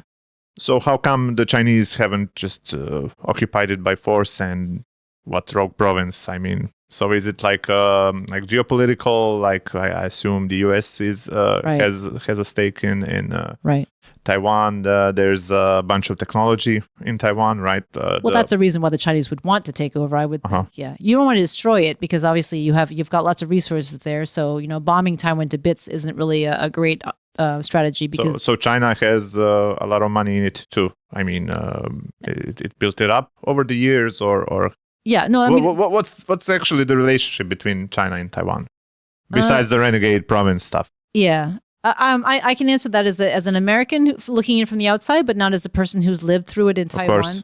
My parents' generation felt that it was very oppressive, and so the KMT used a lot of those same sort of spy tactics, spying on your own people, sending spies to America, to the schools that had a lot of Taiwanese students to make sure that they weren't saying the wrong thing. And so there was a lot of things being reported back to Taiwan. My grandmother was harassed when they found out that my father was involved in all these things. So a very oppressive country, a lot of killings and a lot of people just being taken by the police because they were saying things that were deemed unacceptable to that government, right? So not a free government. No free elections till the 80s, martial law for all those years. So it's very, very oppressive. But that was all before I have memories of Taiwan. So now I don't think that the day-to-day is really marked by a fear of China invading. The mandatory military service went from 2 years to 1 year to 6 months, Okay. and so that I think speaks to how, 6 months, how are you going to protect your country if you're invaded by China with 6 months of military experience? So I think that in general, that there hasn't been a lot of day-to-day, people don't spend a lot of time day-to-day thinking about like, oh my gosh, what's going to happen? But that was also in part because America was a pretty reliable ally. So if something would happen, the American ships would suddenly show up outside of Taiwan, and that would send a message that, well, America would intervene if something happened. But that's shockingly not on the table anymore. I don't think that our current administration has any. I don't think that they are committed to protecting Taiwan in that way. And you do have to be careful in how you word it. So what I was mentioning to you before, the official American stance was strategic ambiguity with regards of Taiwan. So making sure that you are very, very deliberately being ambiguous, so that you say to Taiwan, "Hey, we've got your back. We'll send ships if anything happens." But saying to the Taiwanese, "No, we recognize them as the Republic of China in Taiwan," and so that's like the official, right. So two state. Basically, we recognize one China. Just say that, but also say to the Taiwanese that we will be there if you need us. That lasted all through my childhood. That was the way that things were. And so people didn't, my experience was that aside from the people who are fighting very, very hard for democratic elections and the right to use Taiwanese language and the right for Taiwan to be sovereign, everything pretty much just sort of went day to day. And we don't have embassies, but you have cultural economic centers that exist in the big cities in America. That's where you go to get your passport renewed. That's where you go to get your visas. So, you would sort of just like set up this parallel system. And I asked my cousin when things started to get a little bit more spicy, I said, "Are you worried about China, about all these military drills?" He said, "Oh, they've been holding military drills since forever. That's not new. But, sometimes you have more military drills or they're closer to Taiwan." And he said, and anyway, if we had a war, it would be over in like 2 days. Come on, look at the size of China and the size of Taiwan. There's just no realistic way that you can imagine without American intervention that Taiwan would be able to withstand that. So I don't know. Honestly speaking, I think that the reason that China didn't invade before was because of America, but I don't think that that's a given going forward. So for me, it is a scarier time. Yes, a lot of things are changing in the world politics. Yes, that's true. So how is the government in Taiwan structured? Is it like parliament? What's it like? Yeah, you have a president and a vice president, and then you have the legislative yuan, so the legislative body. Again, I don't know a whole lot about. I don't have the right to vote in Taiwan. I'm not a citizen, but it has quite a lot of loyal voters in the United States who have dual citizenship, like my parents, who would all fly back to Taiwan when it was voting time and vote. Mostly, you would see this in the people who favor the Democratic Progressive Party. So that was at the time the opposition party to the nationalist government that had been traditionally there, right? So the Democratic Progressive Party would fly all their people in from the United States and they would all vote. Right. So you can, I understand there's something similar in Croatia with sort of people coming out of the country by the busloads or something. Right. I hear about this too. And so you can look on the side and say, well, that's not fair. They're not even living in the country and they're coming in and they're voting. Or you can look at it from my parents' perspective, which was we left the country because it was oppressive, but we fully believe in bringing Taiwan to a place where it can be a sovereign country. And if flying into Taiwan and doing something that people look down on can bring us to that point, then that's what we're going to do. So they did that faithfully until my father died, flying to Taiwan to vote. It's a democracy, and it's a democracy that's working. I've been told that that Xi Jinping once said that, one of his ways of dismissing criticism about China's human rights record is to say, you can't impose a Western-style image of democracy on China. People who are of Chinese extraction, people who speak a Chinese language, naturally prefer to be led by a strong leader. And they are happy to give up certain personal freedoms in order to obtain security. Like, that is not something that we as a people are opposed to. And you as Americans, you as Western powers who look at that and say, well, that's a loss of personal freedom, that's automatically a bad thing. You are imposing your cultural viewpoint on another culture, and that's not right. And he says that is just the way that Chinese-speaking people are. And then there's always somebody in the audience that says, well, there's Taiwan, which is a Chinese-speaking population. They have a democracy. And that's always a problem, right? Because that doesn't fit with this picture that's being sold. But it's only 25 million compared to the billion or something. That is true, but still, I would think that it's a problem with the narrative, right? So it would be much nicer if you could just sort of like move that out of the way and not have that problem with the narrative. And I think that who said it? Was it Thomas Jefferson? If you how does it go? Something about security. If you waive your rights for security, or for you you lose your freedom and something like that. I forgot the quote, but it's powerful. But I think and you deserve neither. That's if you give up your freedom for security. That's right. Right. Yeah, no, but that's right. So the reframing is that, well, we offer our population something terrific, something very secure, very reliable, very dependable. But is it really? That's the question, right? Right. For us, it isn't. But I believe that there is a possibility that yes, and even in Taiwan, there's a feeling sometimes of, well, you don't stick up, you don't make any noise because don't rock the boat. Let's just go straight. If we can have prosperity, if we can know that our children will do well, that's enough for us. We don't want to. All these lofty ideals about democracy and about freedom are a little bit too theoretical for us. And, we're doing okay. We're doing okay the way that we are. Let's just leave things at the status quo. I think that's a powerful feeling for a lot of people. My relatives in Taiwan used to say, oh, your parents were just so much trouble. Don't get into politics. You should never get into politics. Just leave things alone. And they would tell me this as a child. And my parents were just such fervent believers in a free Taiwan. But not everybody in Taiwan felt the same way that they did. I have to say that was an interesting realization for me when I got to my, say, 20s and realized that not everybody wants what my parents want for Taiwan. Right. That's always the case. So is the political landscape polarized there? Is there like a strong movement to rejoin China, or is it fringe, or is it have the population, or how does it work? I think ideologically people are, like you said, more and more identifying themselves as Taiwanese, especially among the young people. Among the older people, I mean, the KMT exists still in Taiwan, so you still have the Nationalist Party. What's that?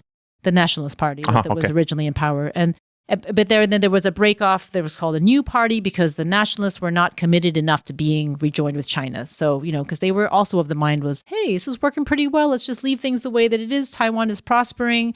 We'll make all the right overtures to China. Yeah, but not do anything in the near future.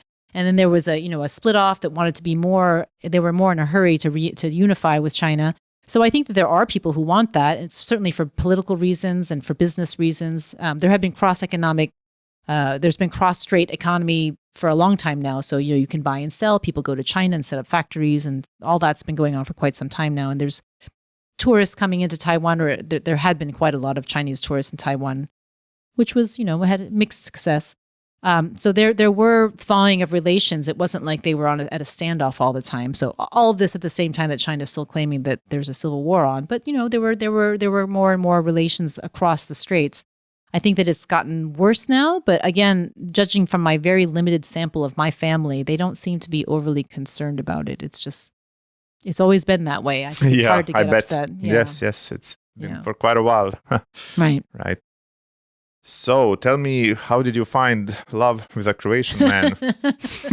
I know it's a bit of a jump in the topic, but that's okay. Yeah, it's not my mother wanted me to. She was very disappointed when we were getting married because he doesn't speak Taiwanese, and so to make the segue from Taiwan to China, she said, "But I won't be able to speak my heart language with him. He'll be like my son-in-law, like a son, and I won't be able to speak my heart language."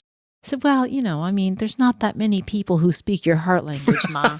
And definitely not eligible males in the United States that I'm likely to meet who speak your heart language. So she got around it. And actually, Marin, my husband, he can do some, he said he would learn Taiwanese with the children, and he learned enough that he can say funny things in Taiwanese. It makes my mother laugh every time. Yeah, she likes that.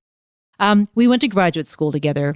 So he studied in the U.S. He studied in the U.S., right. So that's the big melting pot is always in graduate school. You meet people from all over the world, and people couple up, and then you have all these interesting combinations of languages and cultures.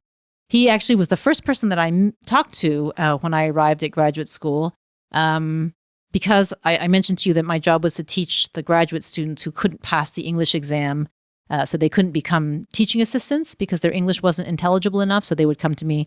So because of that, they invited me to the orientation that all the international students had 2 weeks before the semester started, to meet them and sort of get to know them. And then some of them would come to be in my class once the fall semester started.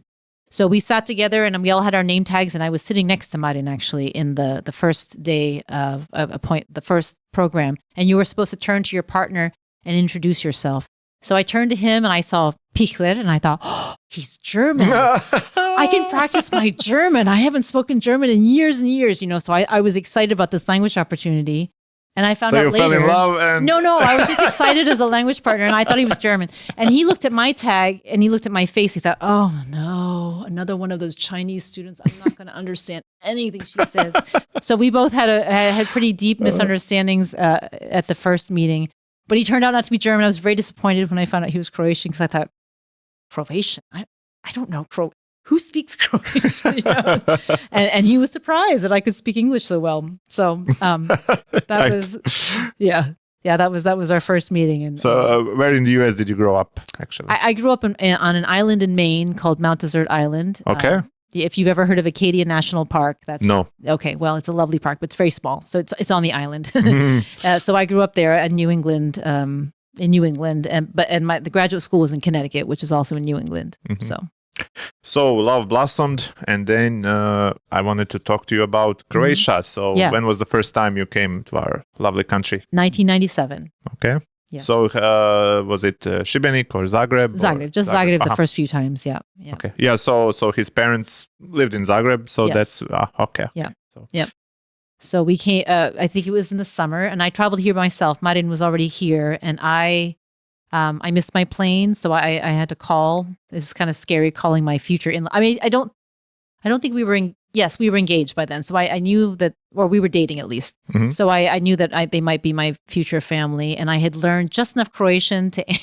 My mother-in-law answered the phone, and I said, "Dobar dan, ja sam Debbie," and she replied, "Oh, Debbie," and then I had to say that I had missed my plane, and I wasn't sure how to say that, so I think I said something like, my plane left. I don't really remember how I said it, but I struggled through it. I tried really, really hard.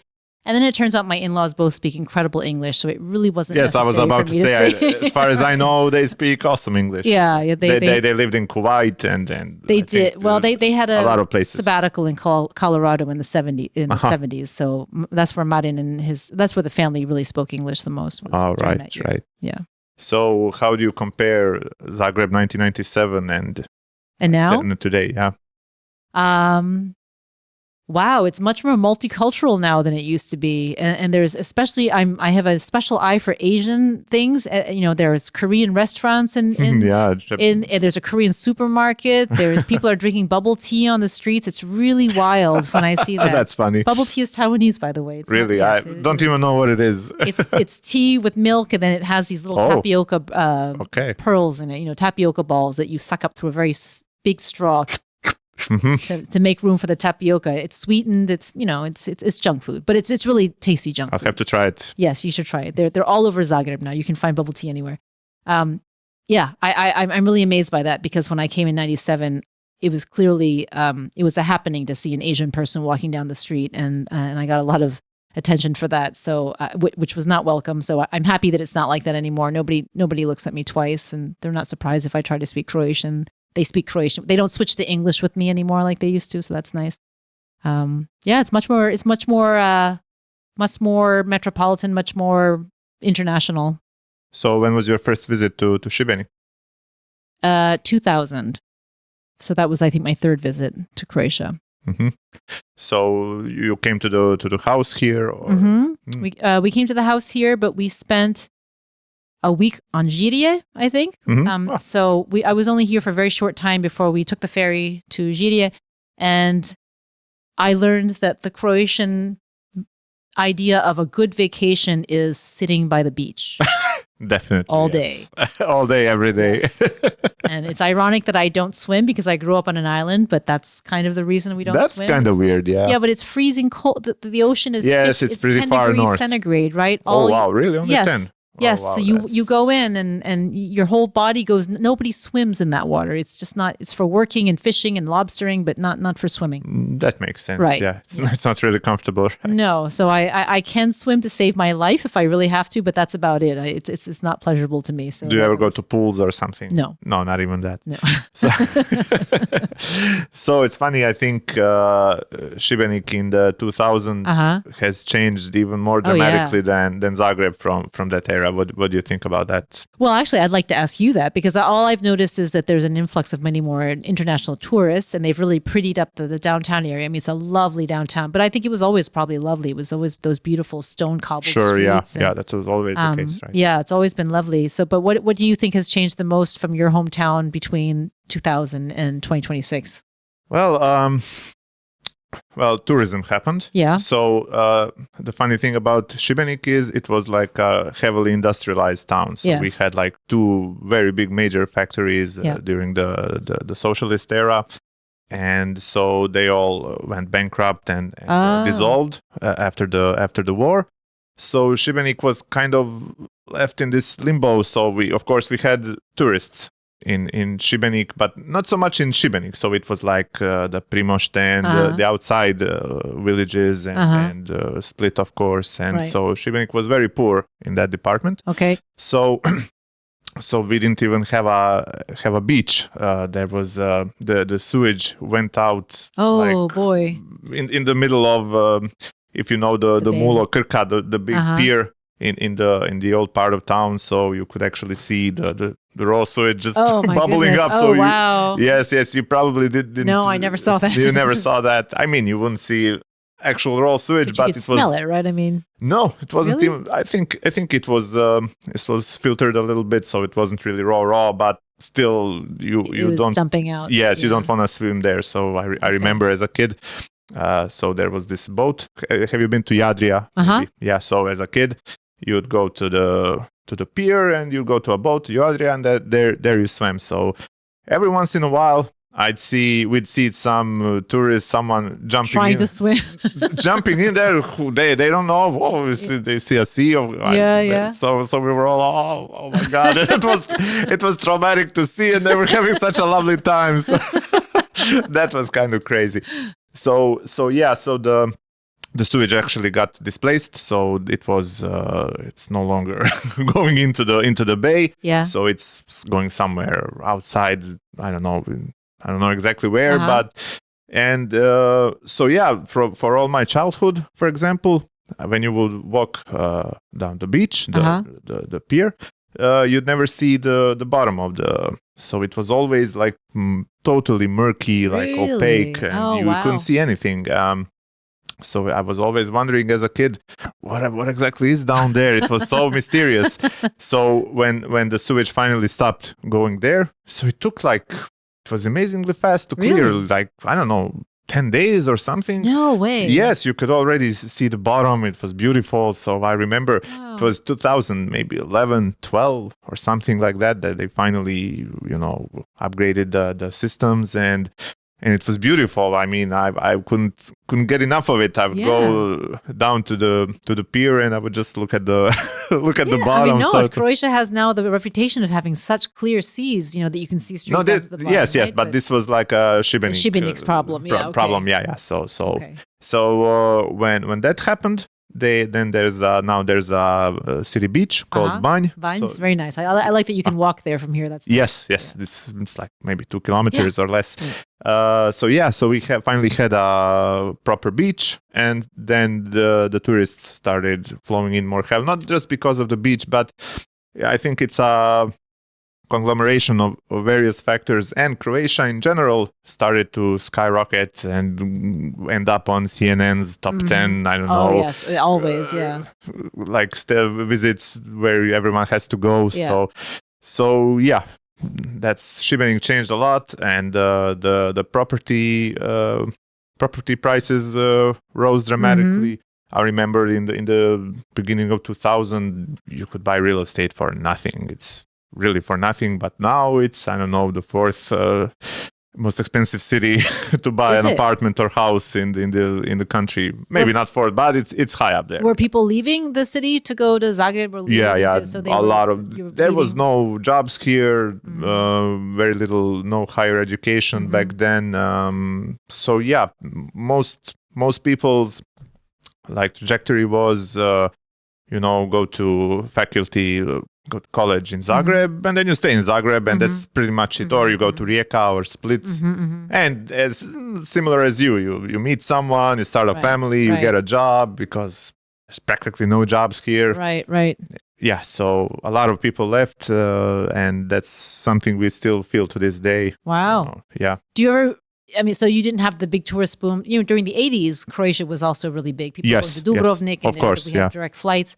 But you didn't, there were no tourists coming to Šibenik during the 80s because it There probably was. There's still the old city center. Everything Right. was the same, but not as massive. And if you wanted to go to the beach, which I think most tourists actually come Right. here for that. Right. I mean, they're not coming here over the winter, right? Right. So they'd have to go somewhere else. And but I think tourists visited Šibenik, but it's not, I think, to the point of what it's like now. So I remember when the boom happened. Mm-hmm.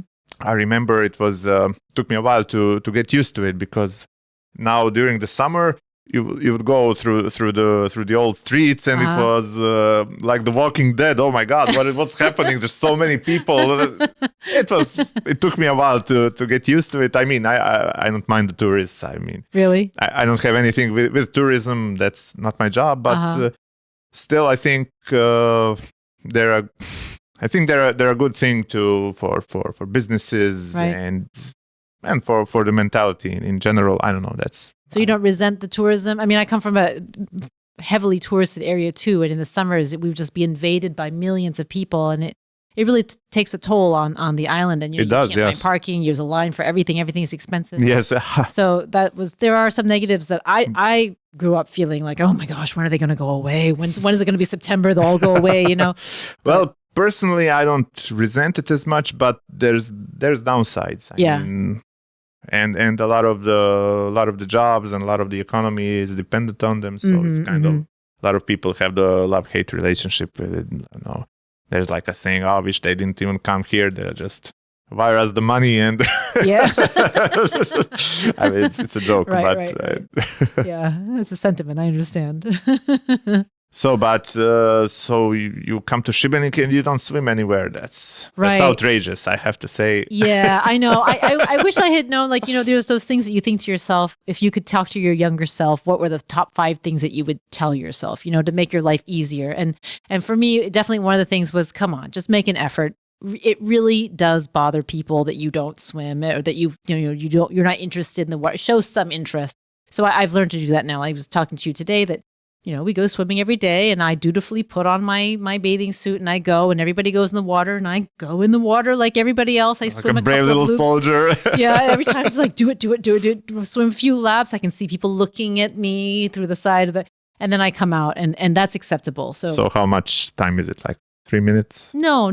Today it was probably about 20 minutes. Oh, that's okay. I mean, I don't swim the whole time. I have terrible upper body strength. So I kind of have to find a place where I can stand on my tippy toes and just bob up and down in the water a little bit. And it is beautiful. And if it's hot like today, you know, you cool off. So where do you go to the beach today? So yesterday we went to a place called Martinska, I guess. And then today we went to, what is it called? It's the place where it used to be a Yugoslav army installation. Minarska. Yes. That's where we went today. That's beautiful too. Yeah, it is. It is beautiful. And we went there last year for the first time. And so, you know, there's all these interpretive little signs. Like there's the toilet that has the best view in the world. So it's all for the sentries that weren't allowed to even leave their post when they were going to the toilet. So you're still right there looking at you're looking at the fort and then looking at the water. You're talking about the St. Nicholas fort? On the seaside. Yes, but on this side, okay. on the beach side, you have all these posts where they explain things about the flora, the fauna, and the history. And so I walked around there while everybody was swimming, and I'd finished my 20 minutes. I walked around and I looked at the signs, and I read a little bit about the history. So it's very nicely done. Though that's one thing that I would say. It's the way that they've redone a lot of the old historic spaces and made them so dynamic and so, you know, beautiful and translations in English, so my kids can access, you know, what the history is, and they've done a really nice job. If you're going to change the country to make it accessible to tourists, I think Croatia did a nice job of it. I think they did a nice job with their historical sites, the history sites. That they're top notch. So yeah, so those that we go there a lot. They do like the islands, and so taking the ferry or taking it. I guess, do you take a ferry to Prvić or you just take a boat to Prvić? It's a boat, but yeah, it's a boat, it's right? Whatever, right? And Žirija and Zlat. Well, so a lot of these islands, my husband's very fond of, and he enjoys them. And yeah, the islands are the islands awesome. are pretty amazing. Yes. Even the sea is even clearer there, and it's incredible. It's very beautiful. And we went to Silba one year. Really? That was a long ride. Yeah, it is. Yes, I've been there a couple of years ago. You have? Yes. Yeah. And once you get there, there's not a lot of hardly any cars, right? Because you're really not supposed to have cars. I mean, we saw a couple, but really not. I don't think you're allowed to drive there. Yeah, but that's what I thought too. But I'm pretty sure anyway. So lots of bikes still, and that was charming. I really enjoyed that, and Yes, it's quite different when there's no automobiles. Yeah, at all. It's very different. And you do feel a lot more isolated than say the islands that are closer to the to the mainland. Yeah, you're cut off. So if it's like very windy and they just say, well, there's no ferry now. No ferry today. Right. Actually, I have a funny story with Žirija. I went to it last year with my son. So we went there with the ferry, and we took the bikes. So we biked around, and a friend is sending me like a message from a local news portal. Wow, the ferry broke down in Šibenik. So how are you gonna get back? Oh, come on, they're gonna fix it or whatever. So the ferry was leaving, I don't know, at 8 p.m. So we get there to the port around 7:45. Oh crap! I don't see the ferry. This is not good. It's supposed to be here already. Right. It's supposed to be here for hours now. And so I talked to the locals. No, the ramp broke or something, and no ferry. What do you mean no ferry? There's no replacement. Yeah. No. So when's the next boat leaving? Well, you have one tomorrow at 7 a.m. or something. Oh my God, what am I going? I'm with my 11-year-old kid here. We have bikes, no clothes, nothing. I mean, toothbrush, right? Nothing. Right. I mean, we had stuff for swimming and food and water and stuff like that for biking, and so and it was like the high season. It was beginning of August. So what are we gonna do now? So there's one of the locals, since I'm sort of knowable now. I won't say I'm a celebrity, but someone recognized me, of course. So shout out to Marian. He really did me a good favor. So he called, I don't know, he dialed like 30 numbers. Does anyone have any place for me and the kid to? No, everyone is full. And then finally he found someone, and they charged us like, I don't know, 20 euros or something. It was symbolic, really. Yeah. I mean, since we were kind of locals, we just got stranded on the island, and we shared an apartment with some stranger from there. I was thinking there must have been a lot of people, if it was the height of the tourist season, who were in the same situation. Yeah, that as was quite problematic. Right. So we slept the night there, and at 6 a.m. or whatever, we fixed the ferry. No. The ferry was out actually for days. Oh, really? But there's a catamaran that does the routes, but for the ferry can take on bikes. So I was kind of worried. Oh, are they gonna give me trouble now because I'm with the bikes, and you're not really supposed to bring them in? So we came. They didn't even say anything. Yeah, just leave the bikes wherever. And okay, so that's a good adventure. Yeah, it was, but I was like totally unprepared. Oh my God, what am I gonna do now? We're gonna go sleep on the street like hobos or something. That would be a different adventure. Yes. Yeah, I called a friend to ask if maybe, I know she's renting. Yeah, but we're full. Right. She tried also a couple of numbers. No, it was. Oh wow, gee. Yeah, but nothing special, right? Well, I'm glad you found a bed to sleep in. That's that was cool. So how often do you come to Croatia? Is it like a yearly thing, or? It's mostly a yearly thing. Sometimes in the beginning, when I first had my son, our first child, I came I think twice that year, or maybe even 3 times, and my mother-in-law was thrilled. She said, she was so sad about being a baka udaljini, and she said, well, this is not so bad if you come every 3 or 4 months. But that was rare because there were conferences in Zagreb. I would make a stop. Okay. It's easier and easier to fly through Zagreb, to fly to wherever you have the conference in Europe, and then make a short flight to Zagreb. It was pretty well connected. So sometimes I come more than once a year, but pretty much once a year. It was important for the kids to speak Croatian. Since they don't get a lot of Croatian in America, so they would come here and speak with Baka and Dida. And how are they with Croatian? My son speaks more than my daughter does. He's also 6 years older, and he he came and spent a couple of summers just by himself here with the family, where he was hearing a lot more Croatian, and he had friends. I think the friends make a big difference. Yeah, I bet. So especially here in Šibenik, you have friends, and then they give you some pocket money, and then like go, and then you're just like walking around town with your friends all day, and you come home for dinner, and it was great. He had never done that. You can't do that where we live in America. So he just felt this flush of independence at the age of 11, and it was very exciting. And there's this festival. He went to the festival a couple of years, and that there he had to speak Croatian, and so that helped him a lot. My daughter doesn't have the same benefit of having a friend group here. She also, I think she's never come by herself. She's come alone with Luka before, my son, but never by herself. So it's harder. But she still speaks good. They have Taiwanese and Croatian they have to learn. So she still holds on to Taiwanese. So I think Croatia is a very safe country. Yes. I believe. What do you think? What I think it's very safe. Yeah. I think you can get harassed. I've been harassed before, but that's different from being attacked. So. yeah, you won't get mugged so easily. Not as many guns, not as many. There's.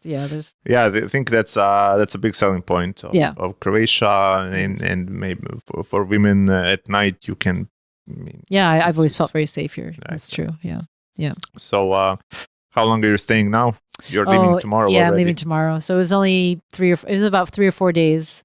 You were also like a business trip, or? Yeah, it was at that conference I mentioned in Amsterdam. The sign language conference. So you came around here. Yeah. No, I knew that I couldn't come. My family's coming in August. My husband always says that you have to wait until the sea has warmed up enough, and by August it's warm. No, that's not true. It was already warm in June. It was already with the temperatures that you have. Yeah, right. I don't think it applies anymore, but that used to be his excuse. But traditionally they would come in August. My son has his birthday in August. My mother-in-law has her birthday in August. So it's a festive time. So they will come when I'm back working again, and I was happy that I could tack this on to at least get to Croatia this year. I have a mother with dementia, so I'm not able to leave her for very long. Otherwise, I would probably come back or stay longer. But it's not at the stage of my life right now where I can spend longer away from home. Right. So tell me, back to the US, How excited are you about the second Trump presidency? Are you loving it? No, I'm not loving it. You're not loving it. It's a dystopian sort of reality that we're living in our everyday life. Yeah, I live in Washington D.C., so that you really can't get away from things. But it gives you a unique insight on how the country is changing. Would you say it's become more polarized than ever before? Oh, definitely. Yeah, I understand that. So again, I came from New England, and in New England, I'm sure there were a mix of political leanings when I was growing up, but people did things together. You fished together, you built houses together, you farmed together, you helped each other out as neighbors, and nobody talked about what party you voted for. And even if you suspected that your neighbors voted for another party, you were neighbors, and that's what you thought of first. That I know this person, I know their family, I know about them. They're a real three-dimensional person to me, not just a Democrat or Republican. And I think now, we're much more likely to see you.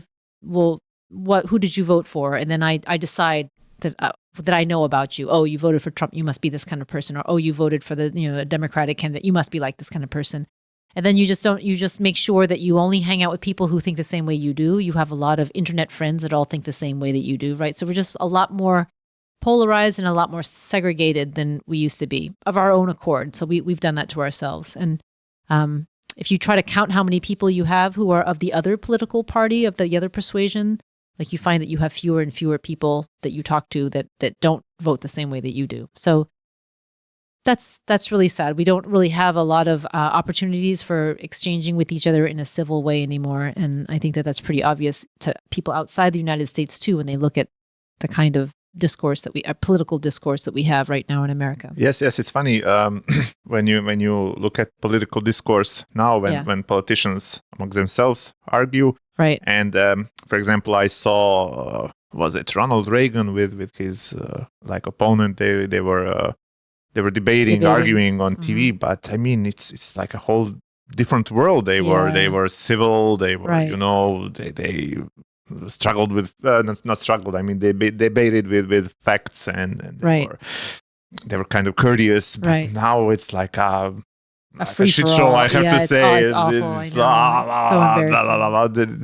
I mean, on both sides, I guess it kind of gets you worked up about it, and it's the whole atmosphere that's spilled over to the politicians, and I'm not sure if the politicians started it or are they just like riding the wave of how things are. Or I'm trying to remember. I mean, it's very recent history, so I should be able to remember, but it does seem like there was suddenly a big Bush drop. Jr. looks great now, right? Compared to Trump, and people were complaining about, he's not. I was complaining, yes. Of now I'm course like, you were. I bring him back. Bring him back, right? Yeah. No, I mean, so in the universities tend to be left leaning in the United States anyway. Certainly, especially our university, we are all about disability and about diversity rights because we're a deaf university. So we are definitely we like inclusivity. We like all those things. I think that the discourse has become more polarized on both sides, though. So, like being in a university environment, I can certainly tell you that if you have a Trump banner up in your dorm room or something or on your window, that it's probably going to draw a lot of negative attention. It's not like people who are progressive are more interested in having conversations with people who are Trump supporters than Trump supporters are with intellectuals, right? So you hear a lot of bombast from people who are in the right wing saying like, colleges are a hotbed of all these socialist ideas, these extremist ideas, and we should do away with they should have less money because they're influencing our children in a wrong way. You hear a lot about that, but there's also a general disdain for people in the sort of intellectual circles for anybody who thinks differently than you do too. So I mean, it goes both ways, and we were talking about this last night. I don't think that Trump winning the election came out of nowhere. I mean, I think sometimes people treat it as if it was this really strange phenomenon that just surged onto the national scene and we don't know where it came from. I mean, it came from years and years and years and years and years of half of the population feeling very disenfranchised and feeling like they didn't have a say in the way that American politics was working or the way that American culture. I think a lot of people see this as a culture war, that wait, you're changing the culture of my country and I have no say in this. So it is changing. I mean, communities change, societies change. That's normal. Mm-hmm. But I think that maybe the changes on our national level were moving so fast that there was a whole portion of the population that resented it deeply. I think that we could have gotten there if we had all sort of communicated more and worked together. But I can tell you that I wasn't aware that many people felt that way. I assumed that my whole country was sort of more or less of the same mind. We were happy that we had elected Obama. He was a great president. I think that I believed that everyone was more or less happy with the direction the country was going in. And so for me, it was surprising to find that, actually, half the country feels otherwise. Half the country feels like they weren't listened to and they were belittled and they were told that they were stupid and that they were backwards. And, that breeds a lot of resentment. And then the pendulum swings the other way. And, all of a sudden we have a president like Trump who is saying these things that makes that side of the country very, very, very happy. And that is anathema to the other side. I hear these things and I think, I just can't believe you can say that. Yes, it's especially a weird thing if you're like, if you're surrounded with people of your same persuasion, like Democrats, left-leaning, and all your colleagues are like that, all your friends, all your students and stuff, and you kind of forget there's a lot more going on than just your circle. Sure. So even before the famous echo chambers of social media, that was always in a way present. So so it might come as a shock. Half the country doesn't really think the way I think because I was living somewhere else, and it's a weird thing. Oh yeah, I'll never forget this one quote. So when Biden was elected, I studiously refused to look at the polls and look at the numbers as they were counting the votes because I just didn't want to know. I remember the day that it happened. It takes a day to count everything, right? Mm-hmm. So I was working on my computer. I was doing other things, and then they called it. I could hear the fireworks going off down the road in our neighborhood, and people just started. I could hear cheering outside. I mean, music and erupted. It was incredible. Okay, so Biden won. Yeah, so Biden won. I was like, no way. I was sure that Trump was going to win, so I was very surprised. And then came all the television stories. There's one woman. She said, "I just don't believe it. From where I stand, I can look down the street. Every single house has a Trump sign in front of their building. There's no way that Biden won this election because look around you. Nobody has a Biden sign in front of their house."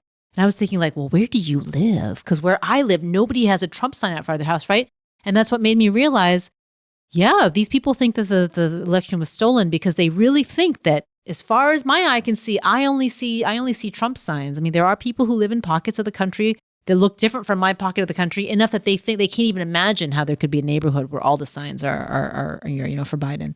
So I thought, wow, that's problematic if we are defining the whole country based on how far I can see from my front porch. Yes, but that's the attitude. And I think it's very hard in human nature to even comprehend. The number, like what is it, 300 million or something people. That's a humongous number. Right, you can't wrap your mind really about it. So, how come? How did this polarization come to be? How come there's no third party of some kind? Yeah, how come we've never been able to make a viable third party? I don't know. I mean, wouldn't it be cool that there's also another contender, so it's not so me against you? I mean, the European politics are more like that. So you have like a parliament, and there's a bunch of these parties, and I believe it's. I mean, in reality, something else is going on, but at least on paper, I think it's great that there's more than two major parties. There's like, I don't know, 5, and then they do coalitions, and they're also like left leaning and right leaning and stuff like that. So the only one I know of is the Libertarian Party in the US, but it's, I don't know, a couple of percent or something. I know you have, I mean, we have the other parties. We have the Green Party, we have the Communist Party, we have so there are all the different parties. And I used to vote Green because I lived in Connecticut, was a state that was reliably blue. So I didn't feel like I was putting anybody in jeopardy by voting. Because I really wanted to see a third party. I also used to think that this was the solution. America needs to have more than just two choices. But my father pointed out to me, he said, yeah, but those coalition governments that they have in Europe, do they ever get anything done? I mean, is it really better to have a coalition where now instead of having a struggle during the election year between this party and this party, you just bring it into the everyday life as a struggle? Because in Congress, if you have divided Congress, for instance, then you're always struggling among yourselves. And he was the first person that I talked to who wasn't really that enthusiastic about the idea. And it doesn't seem to work. We just haven't been able to get that third party going in all these years. You do kind of wonder if it was something that was viable for us, then why it just has never really taken in all these years, these 250 years that we've been in existence. It's just been these two parties. So the Democratic Party is actually younger than the Republican Party, right? So my daughter Much just younger. took American history, and of course the names of the what we used to call the Republican Party, those names have changed a lot, and I think that really, weren't they like GOP from forever? The Republicans, I mean. No, I don't think they were GOP from forever. So initially, the Grand Old Party, no? Right. So that's what the GOP is now. But the Republic, I mean, what you would identify as a Republican Party, people go back and they're like, well, Lincoln must have been a Democrat because he yeah, no, he wasn't, right? Right, but right. So the things that stand, that's what I'm saying. The labels that we have now, and you look for a similar label, they won't hold the same. I don't think in America it's a question about the age of the parties and no, it's just there's a peculiarity, I guess. Yeah, it is peculiar. And why an elephant and a donkey? I still don't. Yeah, why red and why blue? Why? Yeah, I don't know. That I should probably look that up. I don't know. So what was your original question was why we're so polarized and why we can't talk to each other and why it's continued this way? Well, I think it's because you don't notice that you're becoming more and more distant, and it's not until the valley between you the chasm is pretty wide that suddenly you look up and you're like, oh, you're completely different from me. I don't have anything in common with you. So by then it's really difficult then to reach across and to find something in common. So we probably need some intentional encouragement in that direction. And I have seen that there's about 200 of these groups that are popping up across the United States that intentionally invite people from different political backgrounds to come and have civil conversation, just to engage in that practice of civil discourse. Maybe like rehumanize people. Yeah. That you don't see it as, oh, he's a Democrat, I hate him, right, or vice versa, or whatever. Right. Or to see that maybe I voted for a different candidate from you, but I feel very strongly about the environment and you do too. And that's someplace where we actually align very closely. So you don't have to be I don't have to assume that you have completely opposite beliefs from me just because you voted opposite from me, that you actually overlap a lot, and to focus on those overlaps. And like you said, to see people as a three-dimensional human who has lots of different facets, not just Republican versus Democratic. I think if we did that, then it wouldn't matter if we have the two parties, because you would still be able to talk to each other in a way that we're not doing right now. So how do you feel about America's current foreign policy? It's really embarrassing. It's embarrassing. It's for example, the Iran debacle. Yeah, it's just awful. I will say that I suffer from and I feel guilty about this, but I do have a little bit of Schadenfreude. When I see things go turning badly, because I'm like, yep, I knew it wasn't going to work.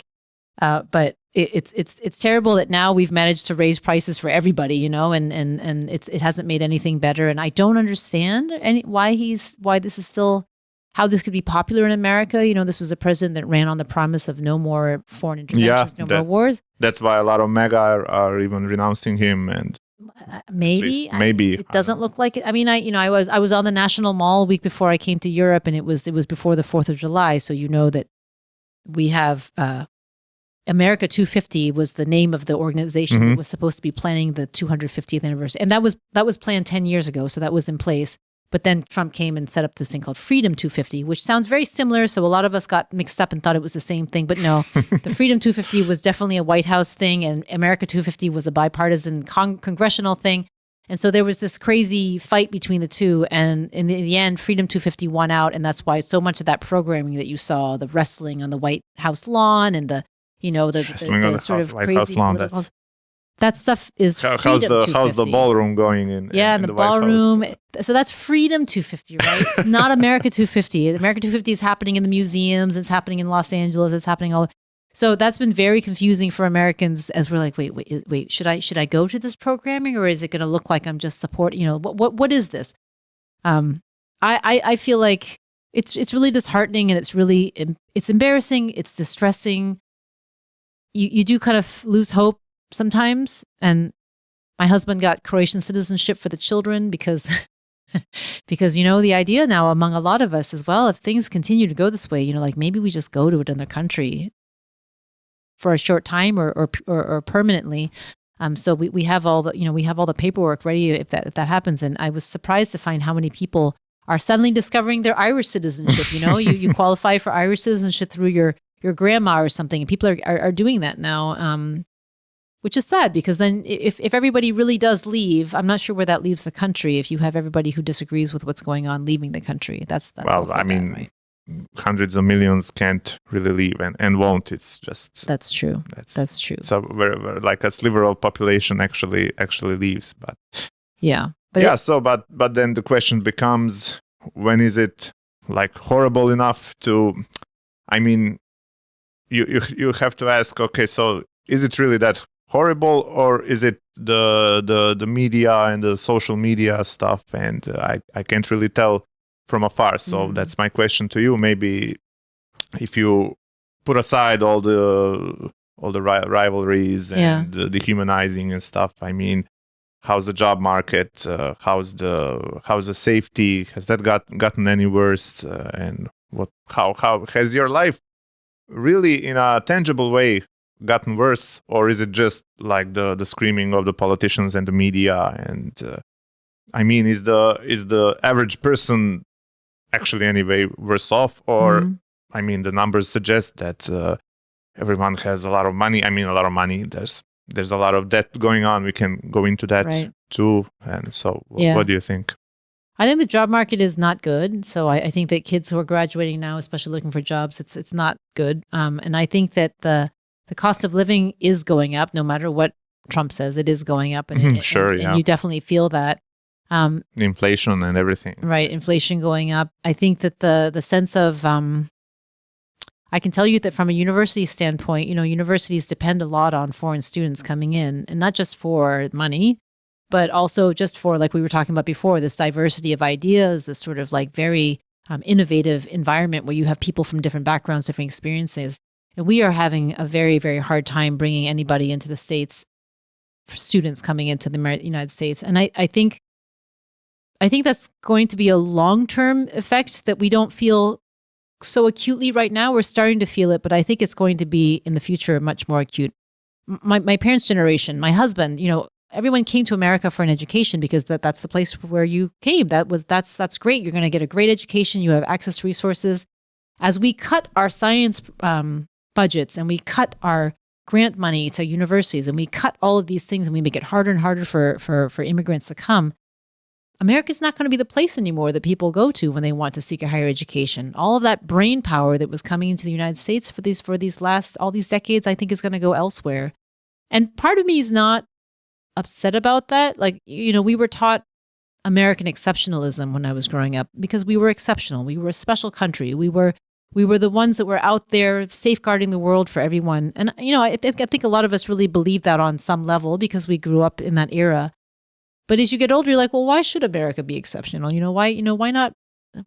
There's lots of exceptional countries, and this idea that America is somehow on a different level than other countries. I think the argumentation goes because it's not going to be another fancy Western culture. It's going to be like Russia or China. Do you really want that?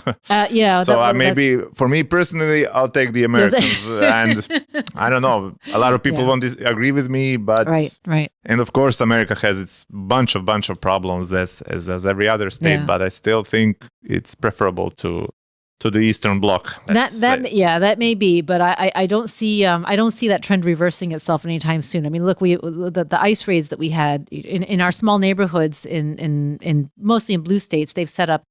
We have a system now in our state where you can call in when you see ICE officials someplace, and it goes to a centralized board where people can get that information in real time, so that people can warn people. I mean, the way that those deportations were happening, the way that those arrests were happening. Yes, it was appalling. It's not something that you would ever think that you would see on American soil. And yet there doesn't seem to be an appetite to stop that. I don't really understand why. I really have a hard time understanding how, if you are against immigration, and we did have a problem with immigration, and it has been a problem, and under the Trump administration, it has, the borders have sealed quite a lot. But even if you were happy with that, how can you be happy with the way that the ICE raids were happening? So I don't think that we've made ourselves a welcoming place for people to come, for refugees or for higher education either. And the money being cut, so the cutting of funding for all sorts of basic research, not just in the hard sciences, but also in the social sciences and in the humanities.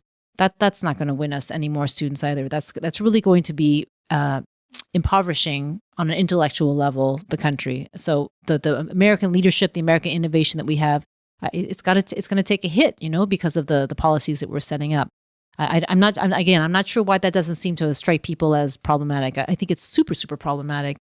But to answer your question about, as an average person, do you think that life has changed? I'm in a privileged position where I don't feel that rocking as much because I have a job and I have American citizenship. I was born here. Even if I look different from the majority of Americans, I'm not menaced in the way that somebody who's an immigrant or a child of immigrant or in some of the precarious situation that they deal with.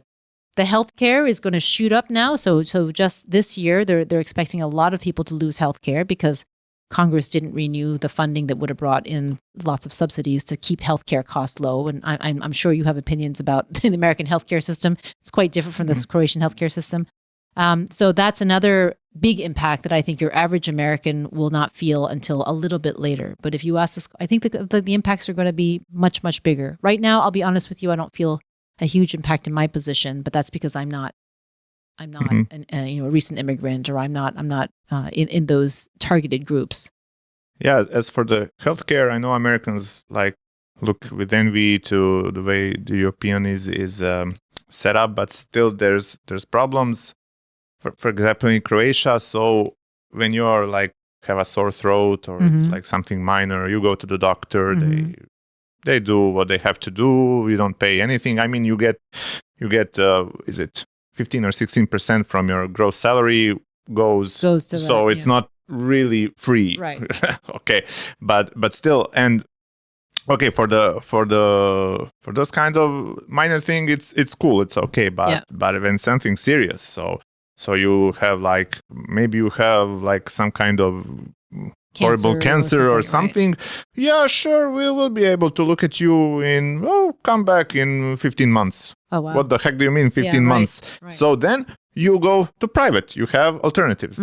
So that's kind of funny. You have the free healthcare, and when push comes to shove, so to speak, you still go to the private clinic because you wait a couple of days or I don't know, weeks maybe, instead of months and months and months, and you're totally upset about it. I may have a horrible disease, and a lot of the times you need to catch it early to even have a chance of treating it, and so on. So I think it's a complicated conversation. It's not like it's a very simplistic way to see, they have free healthcare, it's great. I mean, it comes with its own problems, and since you take from everyone's salary, and it's like grossly inefficient and huge and bloated, and all sort of bureaucratic problems and corruption and stuff like that. So the American healthcare system, which is, I mean, I'm not even sure if there is like healthcare system. So you're supposed to buy your own insurance and just if you're lucky, pay it your monthly. Job, right. How does that work? Exactly? Yeah. So in my case, the university offers me healthcare, and so I buy it through the university, and it's affordable in that sense, and it's just taken out of my paycheck. So you don't. So how much is it, like $400 or less or more? I mean, what's the ballpark? What percentage? Is it percentage, or is it like a lump sum, or do you negotiate with the insurance companies? Or no, so you pay a premium, and so you'll have several different options you can choose from. You have high options that pay for a lot more. Then you have low options where you pay very little on a monthly premium, but then you of course get less percentage coverage. So I remember, and you have children, so then you have a family plan. So there's all different variables that you can consider. But that option of having the option to choose is thanks to the fact that I work for an employer that offers those. Okay. So if you're not employed, then you don't have that opportunity. Or if you're a student, so a lot of our students are adults, right? So they're living on their own. They don't have their parents' insurance anymore. But now they also don't have their own insurance, and the university will offer them a very, very pared down, not a good deal option for insurance. But the better thing would be for them to buy their own, but they don't have money yet because they're students. So that problem starts at a very young age. If you don't have a job, it's very hard to get decent choices and options for insurance. I was pregnant with my second child in Croatia, so I did notice what you just discussed. I needed to go see a doctor just to have a checkup and make sure the baby was good. But instead of going to a regular doctor, the family knew somebody who knew somebody, or like there was someone that the family knew, and that's who I went to go see, and we paid separately for that. And I thought, well, wait a minute, isn't this, socialized? That's when I learned about but if you want to see the doctor you want to see, then you need to pay for them, because that's not going to be who you get if you go through. Or if you have like connections, or so you call someone up. Everybody knows somebody, that's the same. But if you don't, then you're up a creek without a paddle, right? Right. So I did experience that firsthand. That was interesting. But I'm not saying that we would want Croatia's system. I just think that the system that we've had, that where we were trying to make sure everybody had insurance. But there are people who were offended by the fact that you were going to decide for them. They need to. If I don't want insurance, nobody should make me buy insurance. I want I don't want to pay insurance. Okay, so that is a possibility. You can go without insurance if you want to, but if you want it, it really isn't. It's not affordable, and it's going to be less affordable in the coming year. And I think that's when you're going to hear maybe more people complaining about. Now I feel an impact on my daily life because I have to choose to pay for my medication or pay for food, I can't do both. Right. So. It's a hard choice. Right? Yeah. So I wanted to talk about the student loan crisis. I mentioned Dave Ramsey yesterday when we were talking. So that's one of his major points. So that when was it?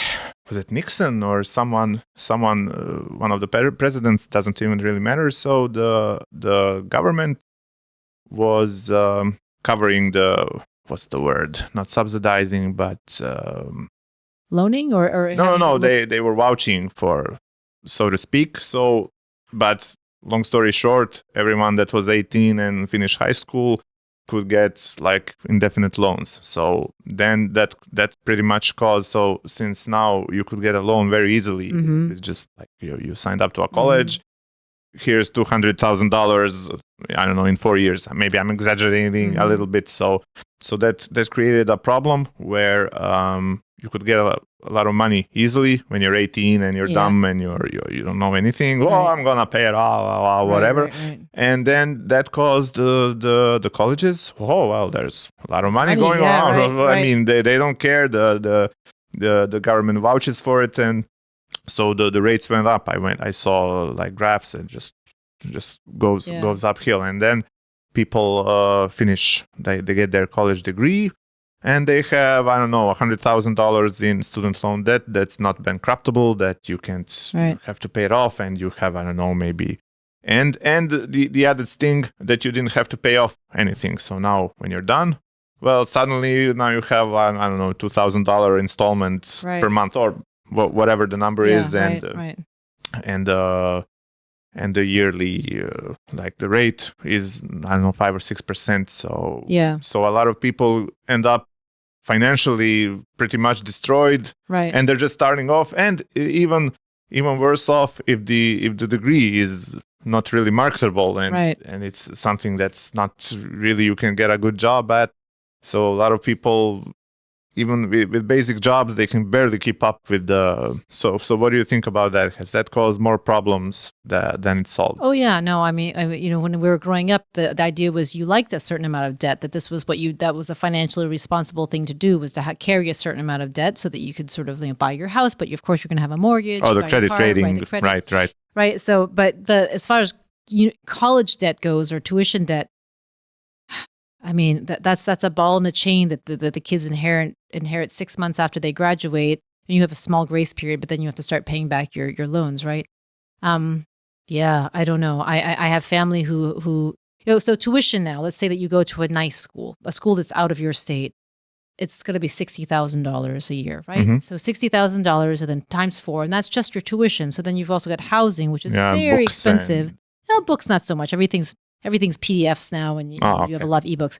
But you're living. I mean, we were paying something. My son towards the end was living in those apartments that are not on campus but just off campus, and you have 4 people sharing one apartment, and each person is paying $1,500 a month. Oh wow! Right, and you're just sharing 2 bathrooms and a kitchen, but there's 4 people living there. So it's a very lucrative business for real estate, is to have these college apartments that look nice on the outside, and so it's a lot of money to go to 4 years of college. And then, like you said, you come out, job market's not so great right now. You're not going to get a job, but now you have these hundreds of thousands of dollars of debt that you have to start paying. Yeah. And you have 30 years to do it, so I think 30 years is probably pretty standard. And if you can't do it, then you have to refinance. So now you have it for longer. And like you said, you're carrying this debt from the day that you step out into the adult world, so to speak, and you're working. And that's assuming that you get a job, right? So that's a huge problem. And I don't teach undergraduates that much. I work mostly with graduate students, and so they're all working adults, and they're all just dealing with this problem. Drowning in it, yeah. Yeah, drowning in debt, and you can't pay for tuition. But if you don't pay for tuition, you can't finish your degree. Then you definitely won't get a job, right? So it's really a vicious circle. But there's the aforementioned Dave Ramsey recommends going to less fancy, state colleges, something nearby. Maybe you can drive from your parents' house, or maybe you get a job to somehow just.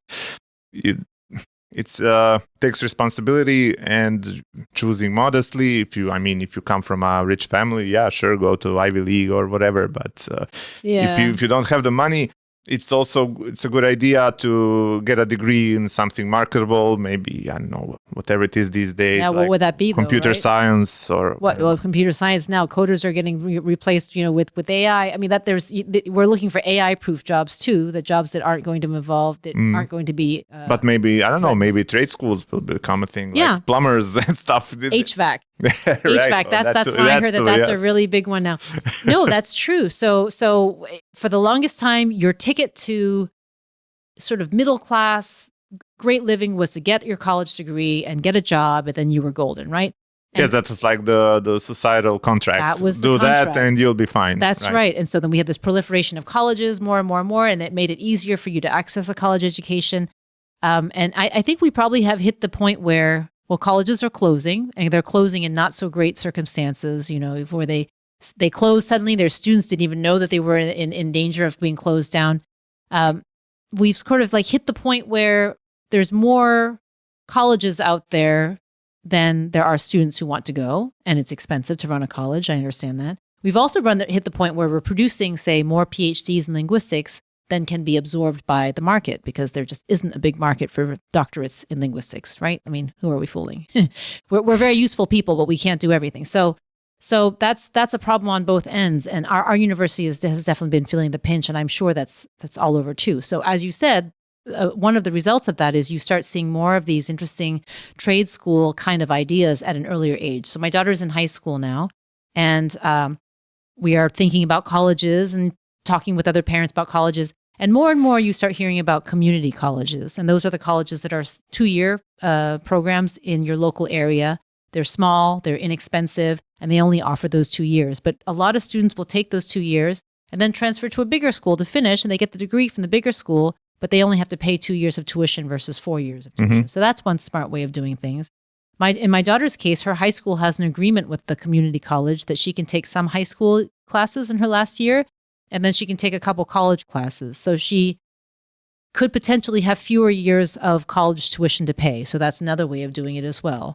And then, like you said, going to a state school will save a lot. My son finished college this May, and he had 5 years, so one more than the usual. But he went to our state school, and so that saved us definitely a lot of money compared to. So he was living at home? No, we it was still we far made the away. agreement that he could still stay in the super expensive. No, it was 15 minutes away, but yes, that's quite a privilege. Well, but that was the ask. He wanted to go far away, and he said, "I don't want to go to college in my backyard. I've been in Maryland my whole life. I don't want to stay here." And then we said, Please consider it.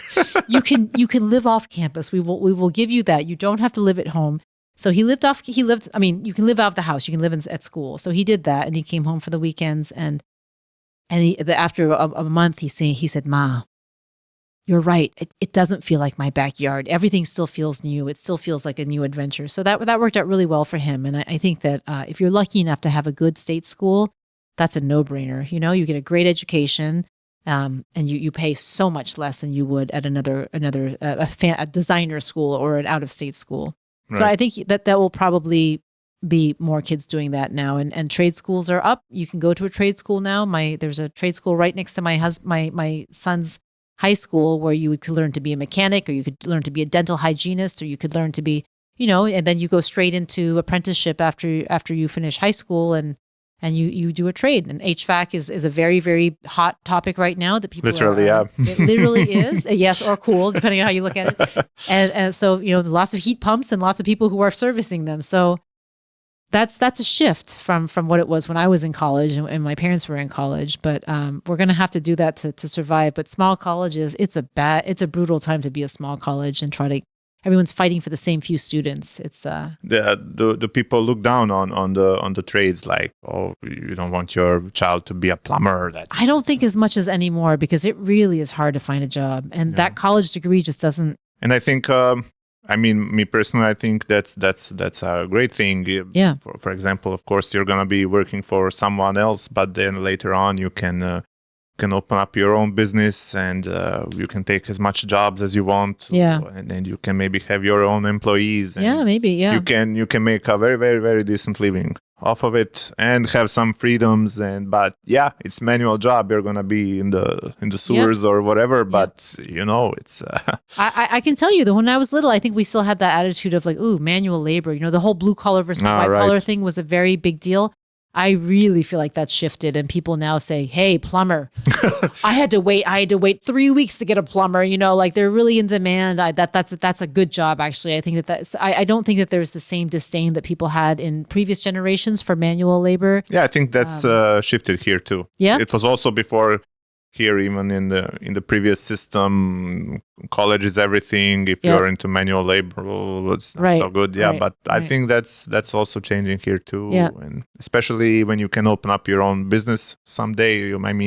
It's not a great prospect to be working for someone else, like on a fixed paycheck. Yeah. But opening up your own, or there's also the alternative: when your shift is done, you go do side hustle stuff. So yeah, that's and the plumbers, the HVAC, they're always in demand. So yes, exactly. So it's the same here when I need someone to do something in my apartment. Oh my God, it's a long wait. Always, it's a long wait, or even if, and then you have the problems. You get a number, so yeah, I'll come, sure, and then he doesn't come, or he makes these excuses. Then you find someone else, and then it's so there's still a market for these things for sure, because people they're in demand. Yeah. Yes, and they can turn down jobs, and so it's like an infinite supply of customers. Right. And then that reflects, of course, how much you have to pay them. And but yeah, that's the open market. That's the way it works. Yeah, no. So I told my daughter, I'm for like, better or for worse. You have two PhD parents, but I'm not going to insist that you definitely you do not have to go to graduate school the way that we did.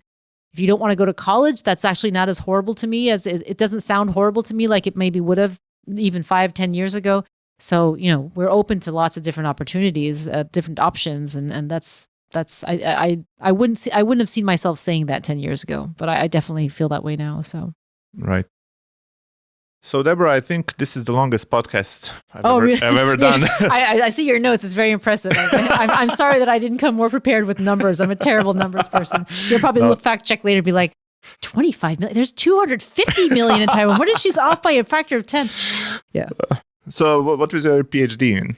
Linguistics. Linguistics, okay. Yeah. Well, sign language linguistics. Yeah, sign linguistics. So when was this? Was it a long time ago? Or yeah, it was in 2000. And then I worked I had one postdoc working on Croatian Sign Language, actually, at Purdue University, middle of the United States. That was my only time I ever lived outside the East Coast. It was interesting, culturally very different.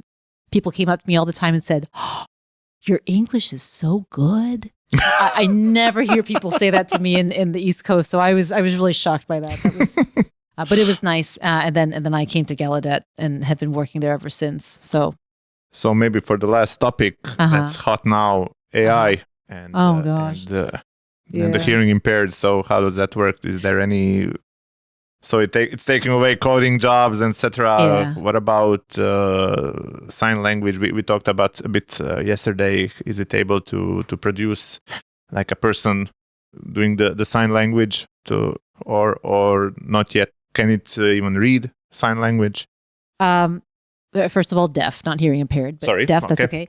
Actually, I thought deaf was kind of offensive, but it's not. Okay. No, hearing impaired, because hearing impaired implies that you're impaired somehow, whereas deaf is just deaf. You're just deaf. No, but I heard, is it okay to say blind, for example? Yeah. Yeah. Okay. It's okay. But I mean, I'm not part of the blind community, I know, but we have a lot of deaf-blind students, so that is actually a common thing among our students too, to have deaf-blind individuals, and they do use the word blind. So deaf-blind or just deaf.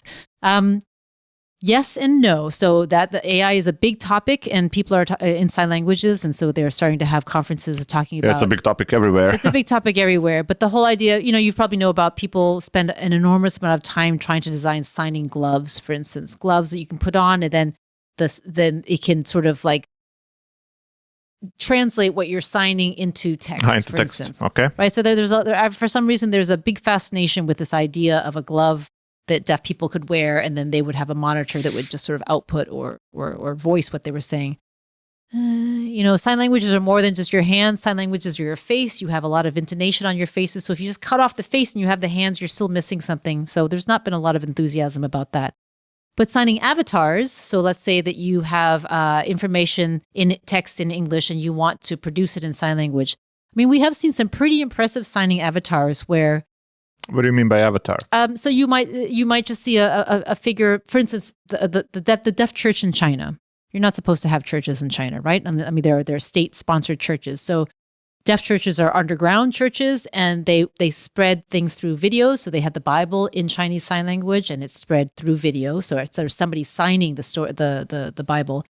Those, if you have an actual signer signing, now the government knows what you look like, and you've just put yourself in danger. So they have to use an avatar, which is a computer-generated face, an AI-generated face, that signs in place of the actual person. The actual person is wearing, say, one of those suits that has the motion trackers or whatever. With motion capture. But then the technology is good enough now that you can superimpose an avatar, so a fake face, a fake body in place of the signer's body, and then then the person's identity won't be revealed, right? So I was watching recently at our church, we had a missionary come and show us these Chinese Bible excerpts that they have, and it's incredible. I have to say, it's really amazing how lifelike that signing looks. I mean, I'm not a Chinese sign language signer, but I know what sign language is supposed to look like, and wow, it's really impressive. Our own university is also at the forefront. We have several labs who are working on motion capture to produce beautiful books for deaf children that are signed instead of just in English. So you can do. There is some amazing computerized signing out there. AI though, translating, I am not been very impressed with my my experiences so far. So I've had people take videos from me that I made, feed it through ChatGPT, and then come out with an English translation. And what I was saying, it was a product placement. So I was talking about using a product in my classroom and about how I liked it because it was making it easier for my students to produce sign language answers to questions that I asked them. And everything is in sign language. I sign the question, they get it on their phone. They just click one button, they sign their answer. If they don't like it, they can click again. So I was talking about this. ChatGPT sent them the transcript that said, "How did you feel before you used our product?" "I didn't feel like I was heard. I was struggling. The world couldn't hear my voice and see who I really was. Now..." But right? what would they feed into ChatGPT, like a video file? My video, what I was signing. And I was signing about my classroom. But maybe ChatGPT is too generic for that. I'm sure are there any like specialty products where you can feed video into something that's actually trained on it. Yes. And then you get better results, I'm sure. But the problem is still a problem of awareness. So people think, well, sign language, it's all the same, and ChatGPT can do it, right? So you're getting a lot of people who are making these assumptions, and wow, it's definitely not at the level where it can do anything like that. It was pretty bad. So in the words of one of my coworkers, I am not concerned for the interpreters of America quite yet. for now, right? It's a while, But it's going in strides, and maybe it will improve. I'm sure it will. I'm sure it will improve, and there are definitely efforts within the deaf community to feed good information into a good training set, right? Because you have to have garbage in, garbage out, right? So you need to make sure that you're training it on good samples, and there are efforts that we've seen out there where people are crowdsourcing. Send us your signing, if it's academic signing or it's casual signing or it's poetic signing, whatever. Send it to us so we can feed this in and build a really, really good system. I think people have mixed feelings about that still, like we do for any AI, but there are definitely efforts that are happening, and they're happening within the deaf community, which I trust more than some outside person who just has this idea that they want to help deaf people, but they don't know anything about how sign languages work or how the deaf community works, and then they want to produce this thing. That's a disconnect that costs that I think is problematic. But yeah, talk to me again in 5 years maybe, and I'll have a different opinion. I believe it will be quite a different answer. Yeah. But who knows? We'll see. Yeah. Well, Deborah, it was very nice to meet you. Thank you for this conversation. Thank you. It was nice to meet you too. It was one of my better ones. Oh, I'm glad to have given you fodder. So enjoy Croatia. Thank you. For the rest of your stay. I hope we'll meet again. Yes, I hope so too. It's nice you're in the neighborhood, so you're close by. Yeah.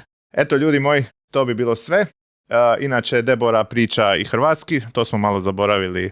Reći, evo, ako možeš pozdraviti publiku za kraj. Pozdrav svima, ja govorim hrvatski, ali ne tako dobro, mislim, to bi bilo da bolje govorim i jednog dana hoću bolje govoriti hrvatski. Odlično je. Eto ljudi, zapratite, subscribe-ajte, sve ostalo, čao, bok. Ćao, bok.